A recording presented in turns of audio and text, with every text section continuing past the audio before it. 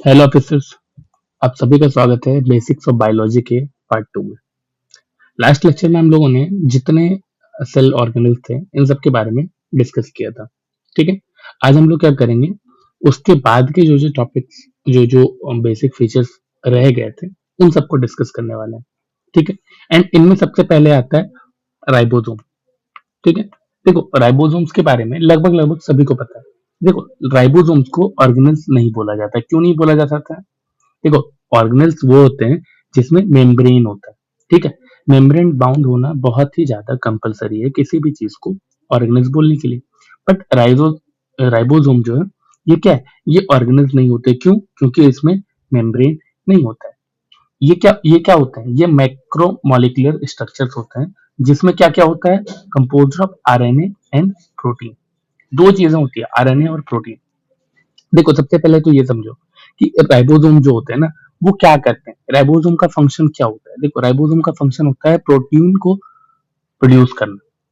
ठीक है, ये क्या होते हैं, ये बेसिकली प्रोटीन प्रोड्यूसिंग फैक्ट्रीज होते हैं सेल के। ठीक है, अभी देखो, ये जो प्रोटीन प्रोडक्शन करेंगे, ऐसा तो जरूरी नहीं है कि राइबोसोम सिर्फ और सिर्फ प्रोटीन प्रोड्यूस कर रहा होगा।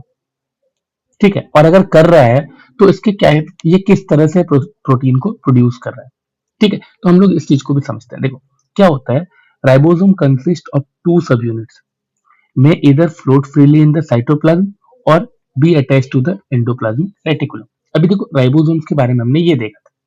क्या होता है कि राइबोसोम कभी कभी आपको एंडोप्लाज्मिक रेटिकुलम में अटैच दिखता है, या तो ये फ्रीली फ्लोट कर रहा होता है साइटोप्लाज्म में। ये दो तरह से आपको देखने को मिलता है राइबोसोम। अभी देखो, एक चीज हमेशा ध्यान रखो, हर एक सेल, कोई भी सेल है, हर सेल को क्या है, राइबोसोम जरूरी होता है। क्यों जरूरी होता है? क्योंकि क्या चाहिए हर सेल को, हर सेल को प्रोटीन चाहिए। और प्रोटीन का सिंथेसिस कौन करता है, प्रोटीन का प्रोडक्शन कौन करता है, राइबोसोम करता है। तो इसीलिए राइबोसोम हर एक तरह के सेल, चाहे वो प्रोकैरियोटिक हो चाहे वो यूकैरियोटिक हो, दोनों में पाए जाते हैं। ठीक है, अभी देखो, यूकैरियोटिक में क्या होता है ना, कि जो राइबोसोम्स होते हैं ये थोड़े बड़े होते हैं। ठीक है, और ज्यादा हैवियर होते हैं देन प्रोकैरियोटिक में। देखो, यहाँ पे क्या है, 80s और यहाँ पे 70s। 70s का जो साइज है, ये आपको प्रोकैरियोट्स में देखने को मिलता है। अभी देखो, क्या होता है ना, कि यहाँ पे हम जानते हैं यूकैरियोटिक जो सेल्स होते हैं, इन सबको, चाहे वो प्रोकैरियोटिक हो चाहे वो यूकैरियोटिक हो, इन सबको प्रोटीन्स की जरूरत होती है। एंड प्रोटीन्स की जरूरत है, इसका मतलब क्या है, यहाँ पे राइबोसोम बहुत ही ज्यादा जरूरी होता है। क्लियर है? अभी देखो, राइबोसोम्स का काम क्या होता है, प्रोटीन सिंथेसिस कैसे करते हैं, हम इस चीज को समझते हैं। पहले एक लाइन आप ध्यान रखो, सबसे पहले एम आर एन ए। ठीक है, ribosome, T R N A. ठीक है, देन हम लोग प्रोटीन। अभी बस ये चीज ध्यान रखना, प्रोटीन सिंथेसिस यहीं से समझ में आएगा। देखो, प्रोटीन सिंथेसिस कहाँ से स्टार्ट हो जाता है, जहां से mRNA जो होता है, जो कि न्यूक्लियस में होता है, जो हमने देखा न्यूक्लियस के टाइम पे, वो क्या करता है, वहां से निकलता है और राइबोसोम के पास जाता है। ठीक है, और राइबोसोम कहाँ होता है, राइबोसोम होता है सरफेस ऑफ रफ,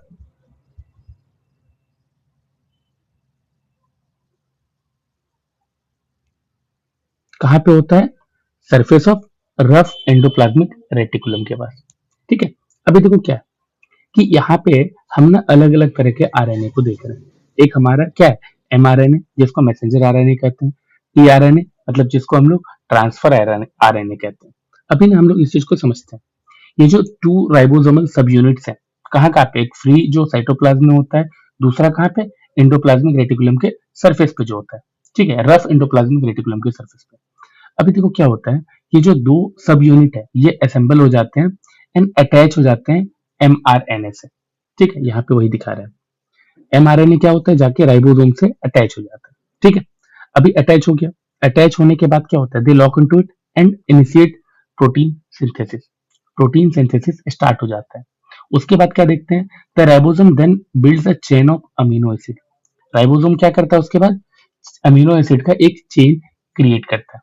ठीक है, अभी देखो, इस प्रोसेस को थोड़ा और डिटेल में समझते हैं। अभी ना यहाँ से यहाँ तक ये नोट्स आप लोगों को, मैं सोच रहा हूँ कि पहले क्या था, ये नोट्स सिर्फ और सिर्फ पेड ग्रुप में दिया जा रहा था, बट साइंस एंड टेक के लिए स्पेशली ये नोट्स आप लोगों को दिया जाएगा यूट्यूब पे। ठीक है, आप टेलीग्राम चैनल ज्वाइन करोगे, वहां से आप ये नोट्स ले सकते हो, साइंस एंड टेक का पूरा नोट्स मिलेगा। ठीक है, अभी देखो क्या, देखो सबसे पहले क्या है, अमीनो एसिड चाहिए। ठीक है, एंड अमीनो एसिड का कैसे हो रहा है, देखो first an amino acid is required, another type of nucleic acid present in the cell is transfer RNA। Cell के अंदर ही एक और तरह का न्यूक्लिक एसिड पाया जाता है जिसको हम लोग टीआरएनए बोलते हैं, मतलब कि ट्रांसफर आरएनए। ठीक है, अब अमीनो एसिड भी मिल गया। यहाँ पे देखो क्या हो रहा है, एमआरएनए राइबोसोम से मिल रहा है जहां से फिर प्रोटीन सिंथेसिस का प्रोसेस स्टार्ट हो रहा है। एंड उसके बाद हम क्या देख रहे हैं, एक न्यूक्लिक एसिड है जो कि कहाँ पे है, सेल के अंदर, जिसका नाम है transfer RNA. It bind to amino acid present in the cytoplasm. ठीक है, ये क्या करता है, जो साइटोप्लाज्म में अमीनो एसिड है उसके साथ बाइंड हो जाता है। ठीक है, एंड उसके बाद एमआरएनए, मैसेंजर आरएनए न्यूक्लियस से जो मैसेज लेके आता है, ठीक है, जो इंस्ट्रक्शंस लेके आता है, देखो यहाँ क्या instruction provided by mRNA, the ribosome attach to the tRNA molecule and add one amino acid, the tRNA then release and attach to another amino acid। देख रहे हो यहाँ पे हो क्या रहा है, आप यहाँ पे क्या देखते हो कि एमआरएनए राइबोसोम से मिलता है, फिर वो टीआरएनए से मिलता है, देन प्रोटीन सिंथेसिस स्टार्ट होता है। एमआरएनए में क्या होता है, मैसेज और यू कैन से इंस्ट्रक्शंस, जो भी जिस भी तरह का प्रोटीन बनाना है उसके लिए इंस्ट्रक्शंस होते हैं एमआरएनए में। ठीक है, अभी देखो क्या, जब ये पूरा सिंथेसिस हो जाता है, ठीक है, जब मेरा रफ एंडोप्लाज्मिक रेटिकुलम क्या करता है कि पिंचेस ऑफ ए वेसिकल, यहाँ पे क्या देख रहे हो कि ये रफ एंडोप्लाज्मिक रेटिकुलम में हम क्या देखते हैं, एक छोटा सा मेम्ब्रेन बाउंड सैक होता है। ठीक है, can move toward the cell membrane और the Golgi apparatus, some protein are utilise within the cell. अब जो प्रोटीन बना उसमें से क्या हुआ कि कुछ प्रोटीन को सेल के अंदर ही यूटिलाइज कर दिया गया, एंड जो बच गया while others are transported outside into the intercellular space। अभी ये जो चीज है, यहाँ पे आपको क्या समझ में आ रहा है, यहाँ पे आप एमआरएनए, टीआरएनए, इन सबको क्लियरली समझ रहे हो। ठीक है, अभी देखो यहाँ से क्या हो जा रहा है, अब इसके बाद का जो पार्ट है ना, जब हम लोग जीन एडिटिंग वाला पार्ट पढ़ेंगे वहां पे एमआरएनए एंड टीआरएनए इसको बहुत डिटेल में देखेंगे, उसको और बेटर तरीके से समझेंगे। ठीक, बस अभी के लिए इतना ही जरूरी है, इससे ज्यादा। अभी देखो ये तो था मेरा क्या था कि हम देख रहे थे राइबोसोम्स क्या करते हैं। अब उसके बाद आता है हमारा माइटोकॉन्ड्रिया। माइटोकॉन्ड्रिया क्या है, देखो हम लोग सभी बचपन से पढ़ते आए हैं, इसको हम लोग power house of the cell भी कहते हैं। अभी देखो हर चीज को इतना डिटेल में लेके जाने का जरूरत है नहीं, ठीक है, लेक्चर में। तो आपको यहाँ पे मैं बेसिक चीजें समझाऊंगा और इस नोट्स को आप पहले पढ़ोगे, उसके बाद लेक्चर देखोगे। ठीक है, अभी तक हम लोग क्या कर रहे थे कि हम लोगों ने राइबोसोम तक देख लिया था। अभी देखो हम लोग देख रहे हैं माइटोकॉन्ड्रिया। माइटोकॉन्ड्रिया क्या है, माइटोकॉन्ड्रिया बेसिकली एनर्जी प्रोडक्शन का एक सिस्टम है सेल के अंदर। ठीक है, और इसे हम लोग पावर हाउस क्यों बोलते हैं, सबसे बड़ा क्वेश्चन यहाँ पे आता है। देखो हम क्या जानते हैं, हर एक सेल, ठीक है, जैसे ये सेल है, इसको क्या चाहिए, एनर्जी चाहिए, तभी तो इसके अंदर के प्रोसेस हो पाएंगे। जैसे मस्कुलर कॉन्ट्रेक्शन होता है, प्रोटीन सिंथेसिस होती है, एक्टिव ट्रांसपोर्ट होता है, सेल डिवीजन होता है, इन सब चीजों के लिए क्या होता है, एनर्जी चाहिए होता है। और एनर्जी कहाँ से मिलेगा, एनर्जी हमें माइटोकॉन्ड्रिया से मिलेगा। देखो सबसे पहले माइटोकॉन्ड्रिया का स्ट्रक्चर समझो। ठीक, और ये एनर्जी बनाता है माइटोकॉन्ड्रिया, इसीलिए हम इसे power house of the cell बोलते हैं। ठीक है, अभी देखो ये जो एनर्जी के बारे में बात हो रहा है, आप लोगों को अगर याद होगा लास्ट लेक्चर में हम लोगों ने एटीपी के बारे में बात किया था। क्या है, ये है एडिनोसिन ट्राई फॉस्फेट। ठीक है, ये इस फॉर्म में बनता है, एनर्जी का फॉर्म यही होता है। अभी ये जो एटीपी है, इसी को हम लोग क्या बोलते हैं, energy currency of the cell. Cell के अंदर जो एनर्जी है वो इसी फॉर्म में होती है। अब क्या होता है, माइटोकॉन्ड्रिया क्या करता है, इस एनर्जी को स्टोर करके रखता है। ठीक है, किस चीज में, फॉस्फेट के बॉन्ड्स में, एंड जब भी जरूरत पड़ता है तो फिर इसको रिलीज किया जाता है। ठीक है, अभी देखो इसका स्ट्रक्चर देखो, माइटोकॉन्ड्रिया में आप देखोगे कि यहाँ पे दो मेम्ब्रेन दिख रहा है आपको, एक नहीं दो, एक आउटर और एक इनर। ठीक है, और क्या होता है बीच में, जो मेरा ये आउटर या और ये इनर मेम्ब्रेन है, इसके बीच में जो स्पेस है ना, इस स्पेस को बोलते हैं हम इंटर मेम्ब्रेन स्पेस। ठीक है, अभी देखो क्या आता है, जो हमारा आउटर मेम्ब्रेन होता है, सपोज हम इसे आउटर मेम्ब्रेन मान रहे हैं, ठीक है, ओ एम, आउटर मेम्ब्रेन, ये क्या होता है, बहुत स्मूथ होता है एंड पोरस होता है, मतलब यहाँ से अंदर और बाहर हो सकता है, ठीक है। वहीं पे अगर हम इनर मेम्ब्रेन को देखें तो ये बहुत ज्यादा फोल्डेड होता है। These fold increase the surface area available for ATP producing chemical reaction. ये क्या करता है, सरफेस एरिया को बढ़ा देता है, किस चीज के लिए, एटीपी जो मेरा बन रहा है उस चीज के लिए, ठीक है।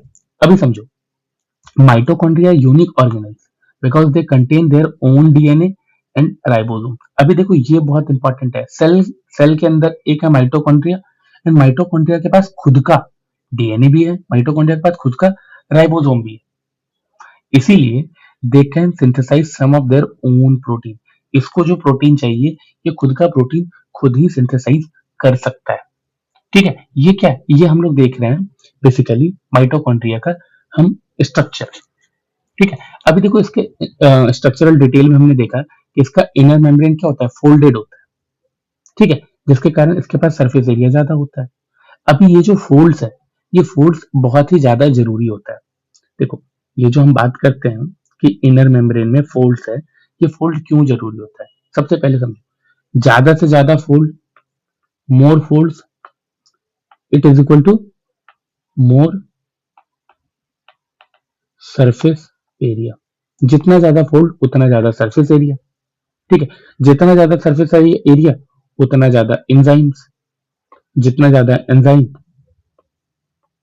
उतना ज्यादा एटीपी प्रोडक्शन।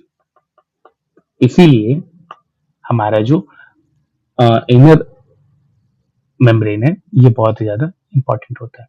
अभी देखो ये ना इसका स्ट्रक्चरल एफिशिएंसी को बढ़ाता है, तो ये भी हमें ध्यान रखना है। अभी देखो ये फंक्शन कैसे कर रहा है, अंदर में क्या हो रहा है, अभी अंदर में चीजें किस तरह से हो रही है, हम उस चीज को समझते हैं। ये हमने देखा माइटोकॉन्ड्रिया को power house of the cell बोलते हैं।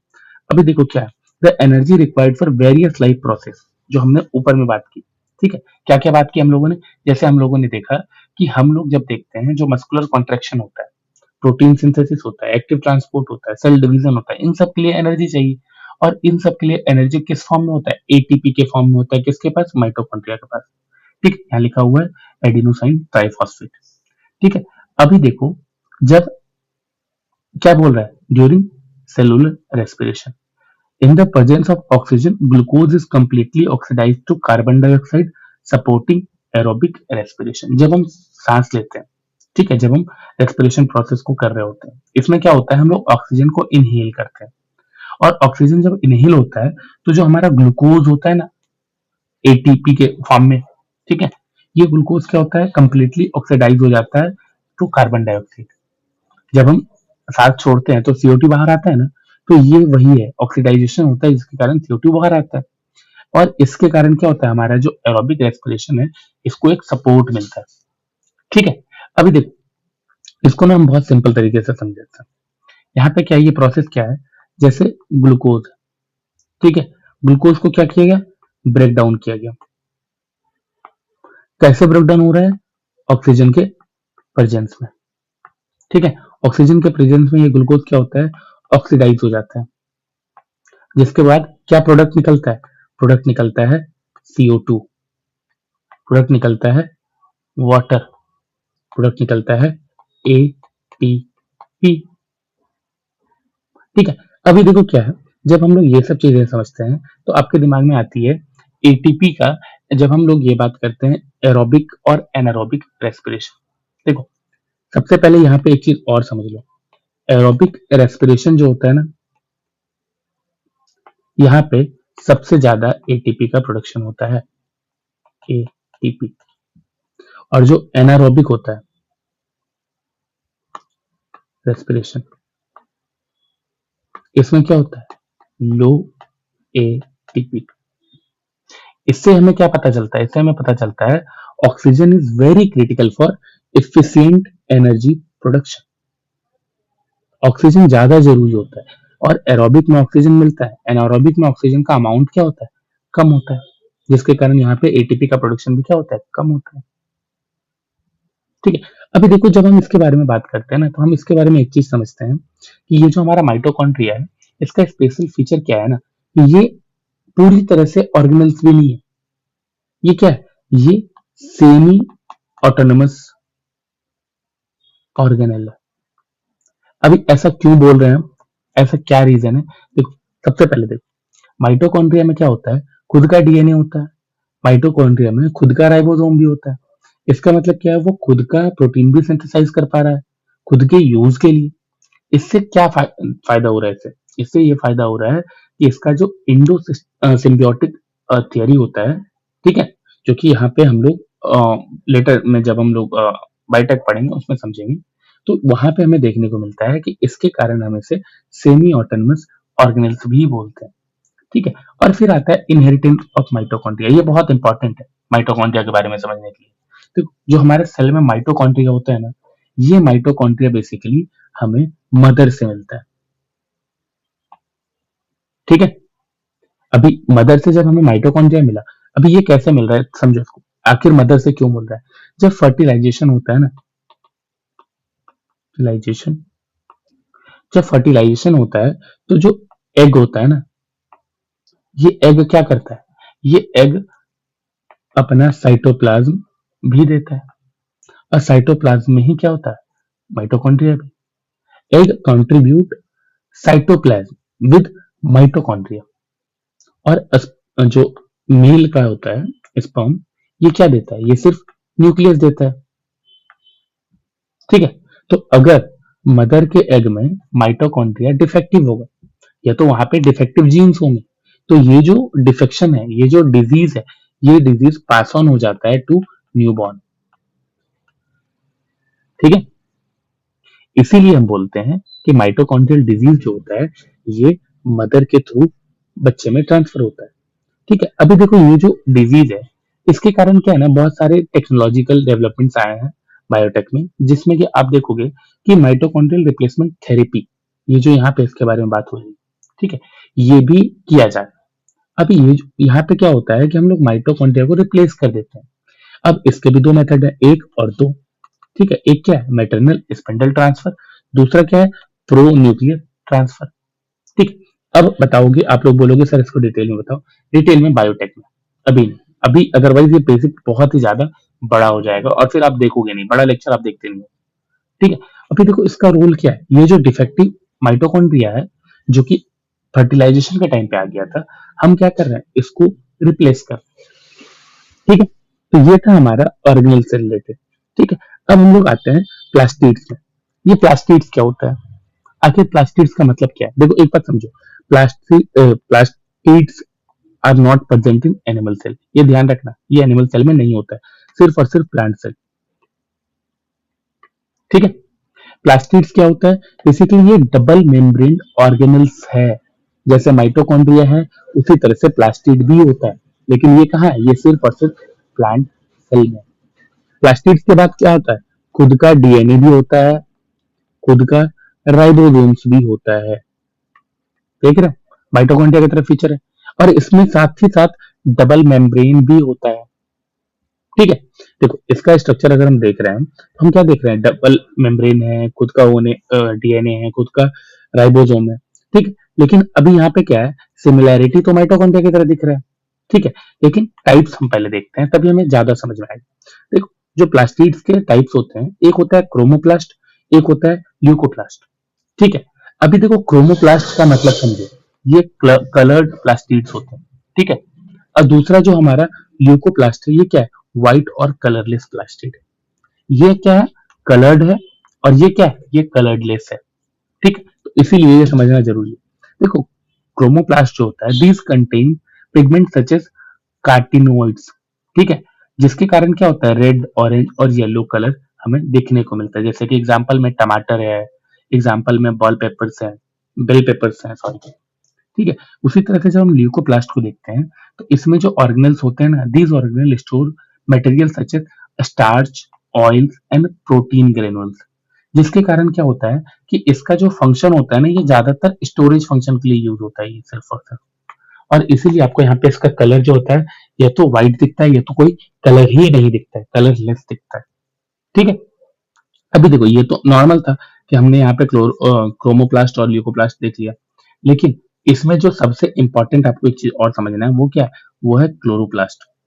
देखो, plastic that contain the green pigment called chlorophyll. ठीक है, ऐसे प्लास्टिक्स जिसमें कि ग्रीन पिगमेंट होता है, जिसको हम क्लोरोफिल कहते हैं, उसे हम क्लोरोप्लास्ट कह रहे हैं। ठीक है, अभी ये जो क्लोरोप्लास्ट है, इसमें क्या है, क्लोरोफिल होता है। एंड क्लोरोफिल का यूज हमने कहाँ देखा है, फोटोसिंथेसिस में। Chlorophyll are very essential for photosynthesis. ठीक है, इसीलिए हम क्या जानते हैं, जब प्लांट अपना फूड प्रोडक्शन करता है तो वो फोटोसिंथेसिस का प्रोसेस के थ्रू करता है। और फोटोसिंथेसिस के प्रोसेस में क्या होता है, सनलाइट को कन्वर्ट किया जाता है किसमें, शुगर में, और फिर उसे यूटिलाइज किया जाता है सेल के द्वारा। ठीक है, और इसी पूरे प्रोसेस को हम फोटोसिंथेसिस कहते हैं। ठीक है, एंड ये पूरा प्रोसेस किस चीज पे डिपेंडेंट है, क्लोरोफिल पे। ठीक है, चलो, अभी देखो ये जो फोटोसिंथेसिस का प्रोसेस है, इसमें क्या होता है, plant synthesise sugar and release oxygen. Plant क्या करता है कि शुगर को सिंथेसाइज करता है और उसके बदले वो क्या छोड़ता है, वो छोड़ता है ऑक्सीजन, जो कि हम लोग कंज्यूम करते हैं। तो chloroplast are surrounded by two membrane. देखो यहाँ भी टू मेम्ब्रेन है।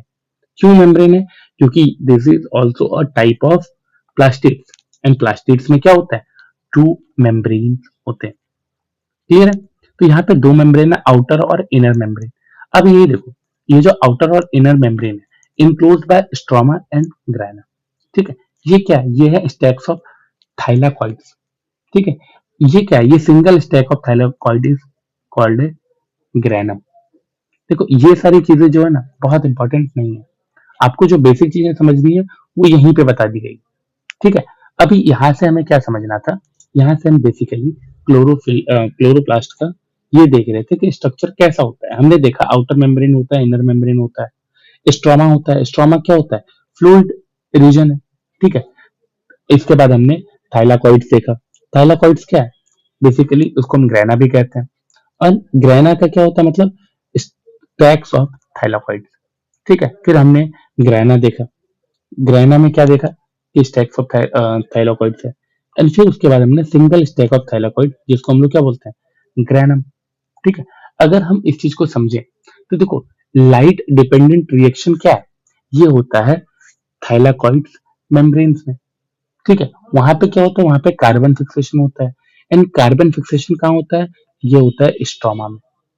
ठीक है, तो क्लोरोफिल जो मॉलिक्यूल्स है, ये क्या करता है, ये सनलाइट को एब्जॉर्ब कर लेता है एंड उसको कन्वर्ट करता है इनटू केमिकल एनर्जी।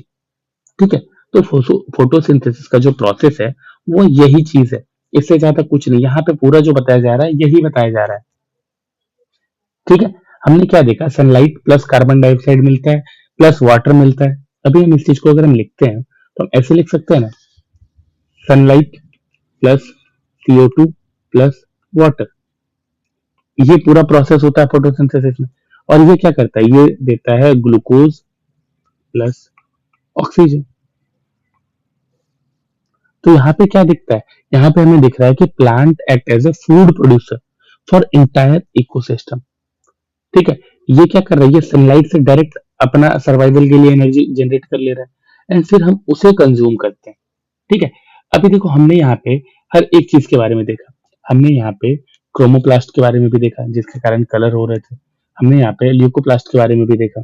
ठीक है, अब आता है साइटोस्केलेटन। ये भी ऑर्गेनल्स नहीं है। क्यों नहीं होंगे ऑर्गेनल्स, यहाँ पे मेम्ब्रेन नहीं होगा। साइटोस्केलेटन क्या है, बेसिकली एक नेटवर्क है, network of protein filament, protein filament. ठीक है, अभी देखो ये जो नेटवर्क है, यहाँ पे इसके मेन मेन कंटेंट को आपको समझना है। मेन मेन कंटेंट क्या होता है, इसका मेन कंटेंट होता है माइक्रोट्यूबल्स एंड माइक्रोफिलामेंट। दो चीज है, माइक्रोट्यूबल्स एंड माइक्रोफिलामेंट। अभी देखो साइटोस्केलेटन के बारे में अगर हम पढ़ते हैं जब, तो cytoskeleton is a microscopic network of protein filament and tubules present in the cytoplasm of many living cell. बहुत सारे लिविंग सेल में ये चीज पाया जाता है, किस किस फॉर्म में, प्रोटीन फिलामेंट्स एंड ट्यूबल्स। ठीक है, और ये क्या करता है, ये करता है शेप और स्ट्रक्चर प्रोवाइड। अभी देखो इस चीज को जब हम समझते हैं ना, ये तो बहुत ज्यादा कॉम्प्लेक्स सिस्टम होता है, इसलिए थोड़ा ध्यान से समझो। It is a complex system of interconnected filaments. ठीक है, यहाँ पे क्या है, जो फिलामेंट्स है एक दूसरे के साथ इंटरकनेक्टेड है, एंड ट्यूबल्स जो है वो भी कनेक्टेड हैं। ठीक है, अभी यहां से हम जब समझते हैं आगे, तो हम क्या देखेंगे, इसका फंक्शन क्या होता है। इसका फंक्शन हमने समझा, मैकेनिकल सपोर्ट देता है, साथ ही साथ जो सेल का शेप होता है उस शेप को मेंटेन करता है, एंड इसके अलावा assist in movement and intercellular transport. ठीक है, तो ये सारी चीजें क्या थी, ये सारी चीजें बेसिकली साइटोस्केलेटन के बारे में आपको बताया गया था। ठीक है, देखो अगर साइटोस्केलेटन नहीं होगा तो आप क्या सभी ये सोच सकते हो कि सेल सरवाइव कर पाएगा। सेल कभी सरवाइव नहीं कर पाएगा। साइटोस्केलेटन के बिना ना उसे शेप मिलेगा, ना उसे मैकेनिकल सपोर्ट मिलेगा, ना ही वो इंटरसेलुलर ट्रांसपोर्ट कर पाएगा, ना ही वो मूवमेंट कर पाएगा। तो without cytoskeleton cell can be collapsed, और you can say cell will collapse.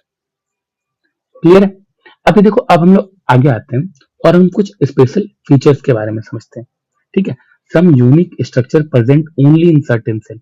कुछ कुछ ऐसे यूनिक फीचर्स हैं, यूनिक स्ट्रक्चर्स हैं जो किसी किसी सेल में ही प्रेजेंट होते हैं। जैसे सबसे पहले आता है सिलिया। अगर आप ह्यूमन सेल में देखोगे, ठीक है, तो ह्यूमन सेल में आपको क्या दिखता है, जो हमारा रिस्पिरेटरी ट्रैक्ट है उसमें ना एक लाइनिंग दिखती है। ठीक है, इस लाइनिंग में प्रेजेंट होता है सीलिया, और ये क्या करता है, ये म्यूकस को मूव करवाता है, move mucus and trapped particle outward. जिससे क्या होता है कि हमारे लंग्स में कभी भी डस्ट का एक्यूमुलेशन नहीं हो पाता है। सीलिया क्या है, एक microscopic hair like projection that move in a coordinated waves. They help trap inhaled particle from the air, assist in their removal during coughing। Clear है। तो ये था इसके एक स्पेशल फीचर जब हम सीलिया के बारे में देखते हैं। ठीक है, अब आते हैं हम लोग नेक्स्ट, और दूसरा क्या है, यह है फ्लैगेला। किसी किसी बैक्टीरिया के पास में फ्लैगेला पाया जाता है। और फ्लैगेला क्या है, ये भी आप देखोगे, flagellum resemble a tail like structure that enable a cell to move or proper propel itself. ये क्या कर रहा है, ये बेसिकली बता रहा है, ये एक लॉन्ग टेल लाइक स्ट्रक्चर होता है जिसका फंक्शन क्या है, movement.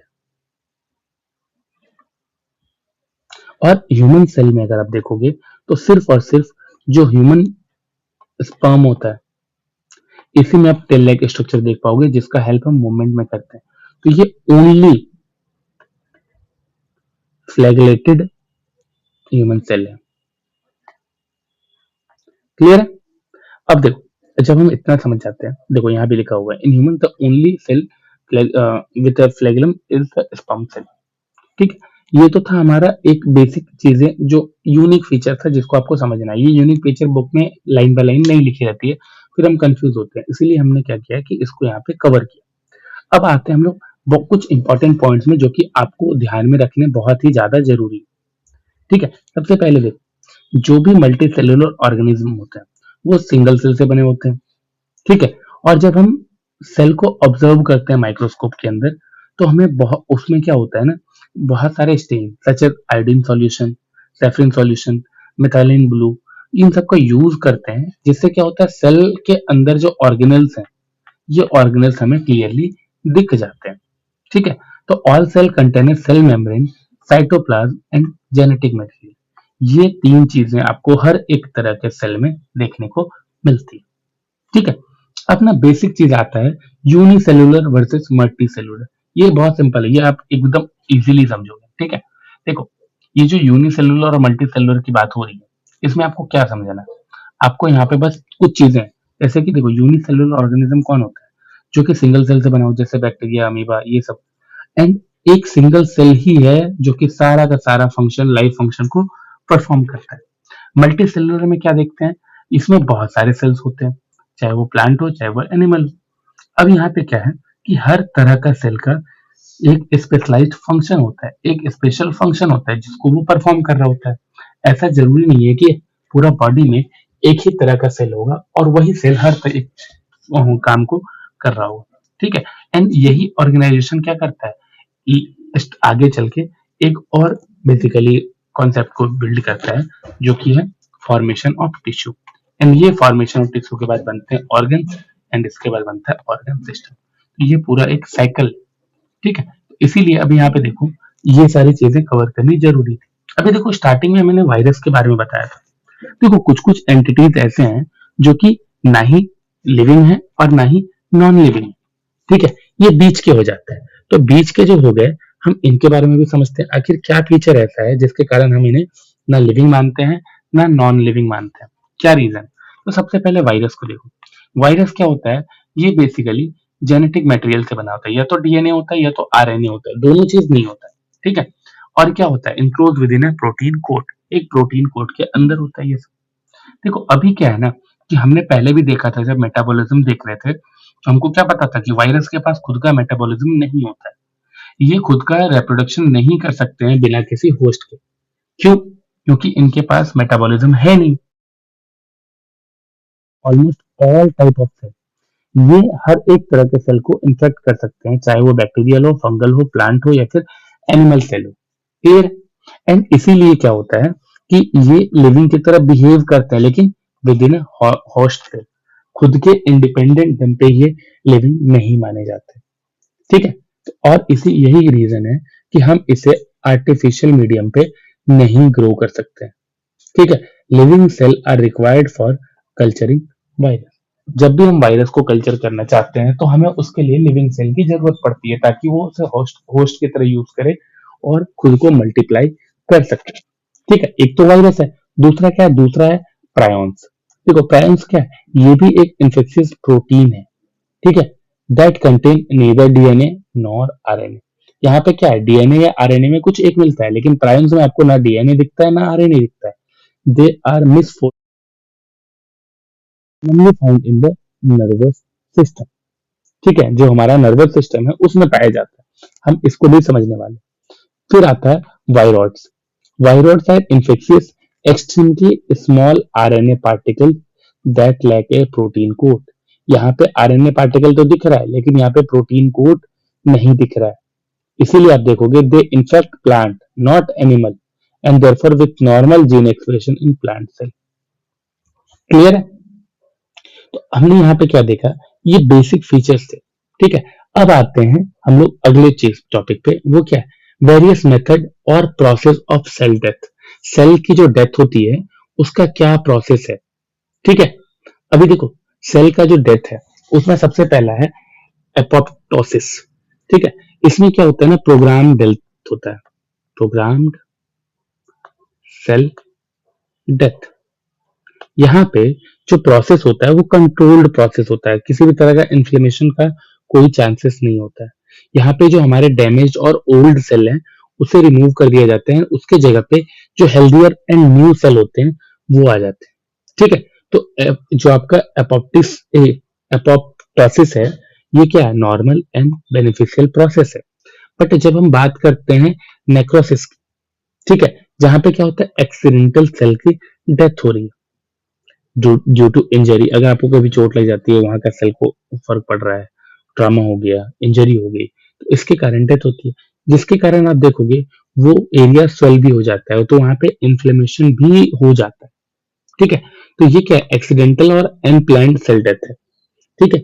When a cell undergo trauma it content में leak out and harm nearby cell, ठीक है। इसीलिए हम क्या देख रहे हैं, ये प्लान्ड होता है, ये अनप्लान्ड होता है। एंड फिर तीसरा, तीसरा क्या है, तीसरा है ऑटोफैगी। ऑटोफैगी में क्या होता है, यहाँ पे सेल्फ डाइजेशन मैकेनिज्म काम कर रहा होता है, ठीक है। अभी कैसे देखो, ये भी क्या एक प्रोग्राम सेल डेथ है, जैसे हम लोग एप्टोप्सिस में देखे थे, ठीक है। और ऑटोफैगी में भी हम देख रहे हैं कि प्रोग्राम सेल डेथ ही हो रहा है, ठीक है। लेकिन यहाँ पे it generally occur during condition such as stress और starvation. It involve lysosomal digestion. Lysosome का ही भी यहाँ पे आपको डाइजेशन का प्रोसेस दिखता है। इस पूरे प्रोसेस को जो मीडिएट करता है वो कौन होता है, वो होता है लाइसोसोम, ठीक है। और ये ज्यादातर कब हो रहा है, तो स्ट्रेस और स्टारवेशन। तो autophagy serve as the body's mechanism for breaking down and recycling old cellular component, functioning as a cellular recycling system, clear है। अभी देखो यहाँ पे एक चीज, तो ये तीनों चीजें तो हमें समझ में आ गई, यहाँ पे हम डेथ देख रहे हैं, लेकिन एक चीज और समझो, डीजेनरेशन। डीजेनरेशन बेसिकली एक, ये भी एक प्रोसेस है। यहाँ पे भी हम देखते हैं कि हम क्या देख रहे हैं कि किसी भी सेल के स्ट्रक्चर का ग्रेजुअली, ठीक है, उसका ग्रेजुअली डीजेनरेशन हो रहा है, एक तरह से कर लो डिटोरिएशन हो रहा है, ठीक है। और उसका जो काम है, उसका जो फंक्शन है, वो फंक्शन भी धीरे धीरे करके कम होता जा रहा है। डीजेनरेशन में सेल मरता नहीं है, सिर्फ क्या होता है, वीक हो जाता है, ठीक है। यहाँ देखो, in degeneration the cell may still remain alive but function as a impaired manner, ठीक है, वो पहले की तरह नहीं हो पाता है। इससे क्या है, इसका क्या है कि ग्रेजुअल लॉस हो जाता है फंक्शन का, ठीक है। अभी देखो, जब हम ये सब चीजें समझ जाते हैं, तो अभी तक हमने क्या देखा, हमने देखा माइटोकॉन्ड्रिया जो कि एनर्जी प्रोड्यूस कर रहा है, फिर हमने देखा क्लोरोप्लास्ट जो कि फूड प्रोडक्शन कर रहा है, फिर हमने देखा साइटोस्केलेटन जो कि स्ट्रक्चरल इंटीग्रिटी देता है, then we saw cilia, flagella जो कि मूवमेंट में हेल्प करता है, देन वी सॉ वायरस, ठीक है, जो कि फुल्ली लिविंग नहीं होता है, देन हमने देखा एपोप्टोसिस, जिसमें कि हम लोग कंट्रोल रिमूवल ऑफ देखते हैं ओल्ड सेल या फिर डैमेज्ड सेल का, ठीक है। And then we will jump into the next topic which is tissue. Okay, सबसे पहले एक बात समझो, टिश्यू होता क्या है, ठीक है। यहाँ पे देखो, ये मैं नोट्स से मैं पढ़ा रहा हूँ, ये मैंने नोट्स बनाया है, उसी नोट्स से आप लोगों को पढ़ाया जा रहा है। तो इस नोट्स में सब कुछ डिटेल में लिखा गया है कि अगर आप वीडियो लेक्चर नहीं भी देखते हो तो भी आपको इससे बेसिक चीजें समझ में आ जाती है, ठीक है। तो हम इस नोट्स के लाइन बाय लाइन तो चल ही रहे हैं, बट फिर भी कुछ जगहों पे मैं ये ट्राई करूंगा कि आपको जो चीजें बहुत इजीली समझाई जा सकती है उसके लिए लाइन बाय लाइन नहीं जाना, ठीक है। तो सबसे पहले देखो, tissue, what is tissue, tissue क्या होता है। देखो, सबसे पहले आप ये बात सोचो, अगर एक सेल सारा का सारा काम कर सकता है तो फिर टिश्यू की कोई जरूरत ही नहीं होगी। जैसे कि हम लोग यूनिसेलुलर ऑर्गेनिज्म में देखते हैं, जो सिंगल सेल होता है वो न्यूट्रिशन भी प्रोवाइड कर लेता है अपने आप को, रेस्पिरेशन भी कर लेता है, एक्सक्रीशन भी कर लेता है, मूवमेंट भी कर लेता है। इसका जीता जागता एग्जाम्पल है अमीबा, ठीक है। लेकिन जब हम मल्टी सेलुलर के बारे में बात करते हैं, ठीक है, जब हम मल्टी सेलुलर ऑर्गेनिज्म के बारे में बात करते हैं, तो यहाँ पे क्या होता है, मिलियंस ऑफ सेल हमें दिखता है, ठीक है। देखो, जब मिलियंस ऑफ सेल प्रेजेंट होंगे तो यहाँ पे स्पेशलाइजेशन बहुत कंपलसरी हो जाता है। यहाँ पे स्पेशलाइजेशन भी दिख जाता है, जो सिमिलर स्ट्रक्चर के होते हैं, जो सिमिलर फंक्शन वाले ग्रुप सेल्स होते हैं, ठीक है, उन सेल का जो ग्रुप होता है उसी को हम टिश्यू कहते हैं। क्या होता है टिश्यू, सिमिलर स्ट्रक्चर और सिमिलर फंक्शन वाले सेल का ग्रुप। और ये टिश्यू क्या करता है, ये लेबर एफिशिएंसी जो होती है ना, इसको इंक्रीज कर देता है। क्यों इंक्रीज कर देता है, क्योंकि अभी जो काम है सेल के अंदर, अगर आप देखोगे, न्यूट्रिशन का काम, रेस्पिरेशन का काम, एक्सक्रीशन का काम, मूवमेंट का काम अब डिवाइड हो जाता है। अब अलग अलग टिश्यू अलग अलग तरह के स्पेशलाइज्ड वर्क करने लगता है। इसीलिए हम यहाँ पे बोल रहे हैं लेबर एफिशिएंसी बढ़ जाती है, ठीक है। अभी यहीं से आता है, देखो, सेल का डेफिनेशन, ठीक है।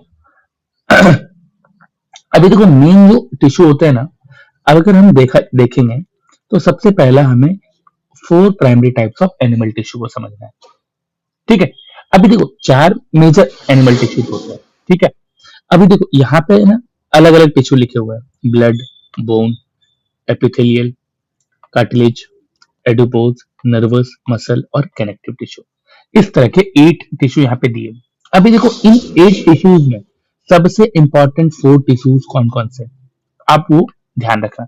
सबसे पहला एपिथेलियल टिश्यू, दूसरा कनेक्टिव टिश्यू, तीसरा muscle tissue, fourth nervous tissue. ये 4 आप इसी क्रोनोलॉजी में समझो, ये 4 बहुत ही इंपॉर्टेंट होते हैं, ठीक है। देखो, यहाँ पे नाम भी लिखा हुआ है, इसीलिए हम लोग क्या करेंगे, सबसे पहले एपिथेलियल टिश्यू के बारे में समझेंगे, बेसिक फीचर समझेंगे। देखो, सबसे पहले ये समझो, जो एपिथेलियल टिश्यू है, इसके जो बेसिक फीचर होते हैं ना, यहाँ पे जो सेल्स होते हैं, सेल का ग्रुप होता है, तो ये जो सेल्स हैं ये बहुत ही ज्यादा टाइटली पैक्ड होते हैं, ग्रुप है। देखो, अगर ये यहाँ पे 5 6 7 कुछ नंबर ऑफ सेल्स हैं, ठीक है, ये सेल मिलकर एक टिश्यू बना रहे हैं। इसमें स्पेस दिख रहा है, हर टिश्यू हर सेल के बीच में बहुत स्पेस है। एक ये हमारा सेल है जहां पे सेल के बीच में स्पेस है ही नहीं, बहुत टाइटली पैक्ड है, ऐसा समझ लो। ठीक है, तो ये है मेरा एपिथेलियल टिश्यू जहां पे जो सेल्स होते हैं ना वो बहुत ही ज्यादा टाइटली पैक्ड होते हैं। क्लियर? अभी इसके अलावा क्या है, अगर वो टाइटली पैक्ड है, इसका मतलब क्या है? इसका मतलब ये है कि इन सबके बीच में, मतलब कि इंटरसेल्यूलर स्पेस जो है ये बहुत ही ज्यादा कम होगा। ठीक है, इस चीज को भी समझो। तो दो फीचर हमें यहीं से पता चल जाते हैं। इसके अलावा क्या है, they cover most organ and internal cavity of the body. ज्यादातर ऑर्गन, ठीक है, और जो हमारे इंटरनल कैविटी खाली जगह है उन सबको भरने का काम एपिथेलियल टिश्यू करते हैं। The covering and protective lining found in the animal body are called epithelial tissue. अब यहां पे समझो एक चीज, they protect deeper layer of tissue from injury and infection. ये काम क्या कर रहा है, ये डीपर लेयर बॉडी के अंदर के हिस्सों में जो हमारा टिश्यू है उसको प्रोटेक्ट कर रहा है इंजरी से और इन्फेक्शन से। एपिथेलियल टिश्यू जब हम पढ़ते हैं तो देखो यहाँ पे क्या है कि वो कहाँ कहाँ पे है उसको एग्जाम्पल भी दिए गए, जैसे द लाइनिंग ऑफ स्टमक। हमारे स्टमक में जो लाइनिंग है ये क्या है, ये एपिथेलियल सेल्स से बने हुए हैं। ठीक है, और जो म्यूकस है उस हमारे डाइजेस्टिव सिस्टम, ये क्या करता है, ये स्टमक को बचाता है डाइजेस्टिंग से। जो हमारा एसिड निकलता है वो एसिड उसी ऑर्गन को डैमेज ना कर दे, उससे हमें बचाता है ये म्यूकस। ठीक है, अभी देखो इसमें बहुत सारी चीजें हैं जो समझने वाली है।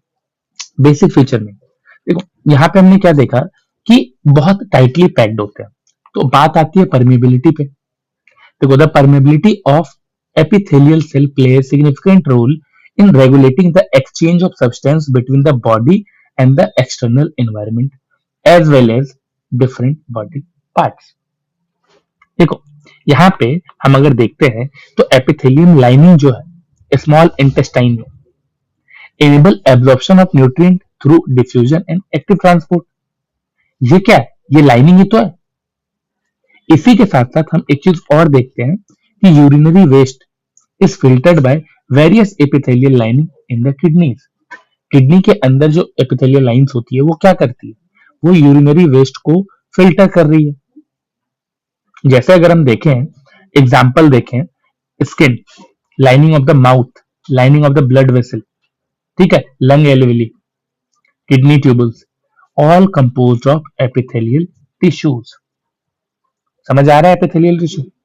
अभी देखो ये टाइटली पैक्ड होते हैं, एक कॉन्टिन्यूस सीट होता है, ठीक है, तो बहुत कम गैप होता है इन सबके बीच में।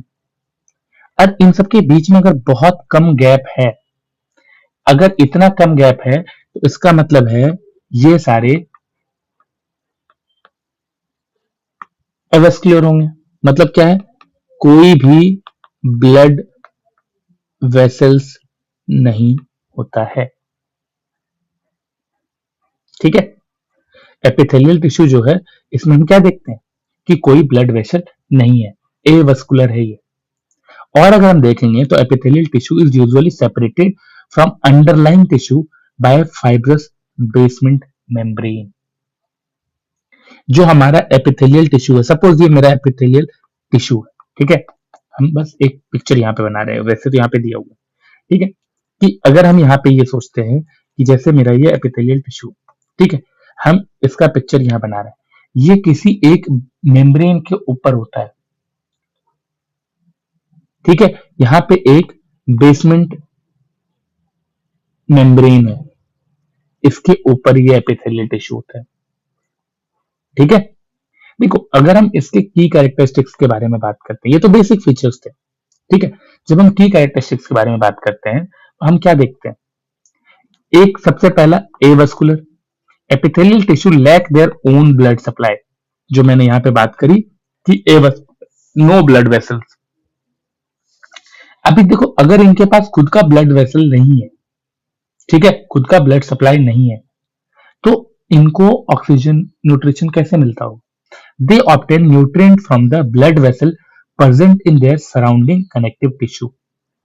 देखो यहाँ पे अगर हम इस पिक्चर को देखते हैं तो इसको कहां से मिल रहा है चीजें? कनेक्टिव टिश्यू से। ये बात ध्यान रखना, ठीक है। यहाँ पे स्टेटमेंट ट्विस्ट किया जाता है और हम फंस जाते हैं। अभी हम देखेंगे जो इसका साइड है, ठीक है। Polar electrical tissue have distinct side, इसका अलग अलग साइड होता है, upper side and inner side. Upper side को बोलते हैं एपिकल साइड, जो कि एक्सटर्नल एनवायरनमेंट को फेस कर रहा होता है, और द कैविटी बीइंग लाइंड।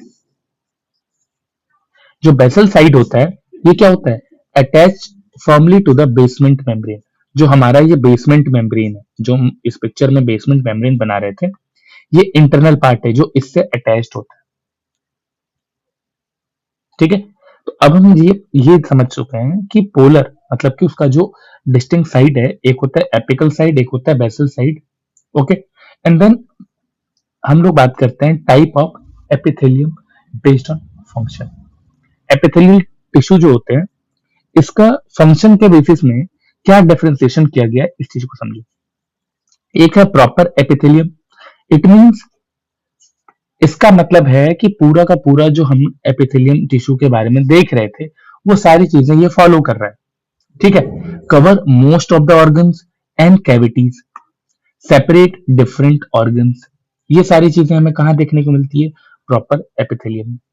फिर हम दूसरा टाइप देखते हैं ग्लैंडुलर एपिथेलियम। ये क्या है?